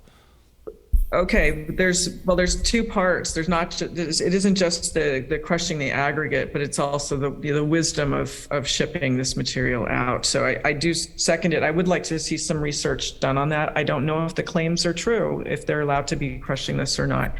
Okay, well, let me stop you there before we, go too far afield of not being able to record what you're expanding. So, Vice Mayor Chow, would you be amenable to the scope as described by Councilmember Moore? Yeah, that's similar to what I had in mind. Okay, do we catch that? I didn't. I'm sorry. Can you clarify what you would like? Okay, I believe that Councilmember Moore added to the request with regard to crushing the aggregate some kind of form of assessment as to whether it is advisable. And correct me if I. Right. No, I understand. I understand the request. It's legal advice that it's better addressed confidentially, at least initially. At this point, okay, great. Anything else, Councilmember Moore, before I call on Councilmember Willie? And I also want to make sure that we're focusing on the topic at hand. Vice Mayor Chow had a number of requests, and so we're looking for a second at this point before we start going into other requests. So are you willing to second any of, sorry, are you willing to second any of the other requests made by Vice Mayor Chow? Okay, there was a mention about the org charts. I don't know if that needs to have a second, but I did notice in this evening's presentation, for instance, the administrative services organizational chart with the new positions. So now it doesn't match what's in the municipal code. And there's a number of within the budget, there are a number of org charts which don't exactly match the municipal code, which needs to be addressed. And I certainly agree with having a revision date on them to know when the changes happened. So we know that we're looking at the right ones. That's it. Thank you. Okay, and Councilmember Willie, did you want to second anything that we heard from Vice Mayor Chow? Or did you have your own? No, I don't have my own, but I would say for the Lehigh, the importance of it with our community, I would suggest that each councilman send the questions to the city manager for inclusion in the agenda item when it comes to us. Status of permits, number of trucks, stuff like that. Put that in so when it comes to us, we've got the answers. For the other one, yes, I definitely support the housing element resident engagement. To me, it's a two-way street. We're getting input from residents, but we're educating the community. And I think that process should just be an automatic continuation. We may bucket the results or something at different time periods, but by all means, I think the resident engagement should be running throughout the housing element engagement, the housing element process. Yeah, so okay. I support both those. Okay, thank you for the comment, Councilmember Willie. And I do note that Vice Mayor Chow, your hand is still up. Just want to clarify what I mean is the current Brown Acted Committee with 2 council members and the Planning Chair, Commission Chair, and Housing Commission Chair. So I am requesting that subcommittee to be continued with a focus on general housing element rather than limited on only affirmatively furthering fair housing outreach. Yeah, that's the request. Okay, request noted, and I see Councilmember Moore, your hand is up again. Did you want to second that request for consideration in the future? Okay, yes, I'll second that in understanding that it needs to have a finite ending, which would be sometime in the fall, I would presume, when the housing element is finally certified. Okay. Okay, well, was that the purpose of your hand raising? Okay, so I'll go ahead and recognize that there are no further hands raised. So thank you very much, everyone. We are at the end of our agenda. Again, today is November 15th. 2022. The Cupertino City Council meeting is adjourned. We will see you on December 6th, 2022 for our next regularly scheduled council meeting. Have a great Thanksgiving. Thank you, everyone, and good night. Meeting adjourned.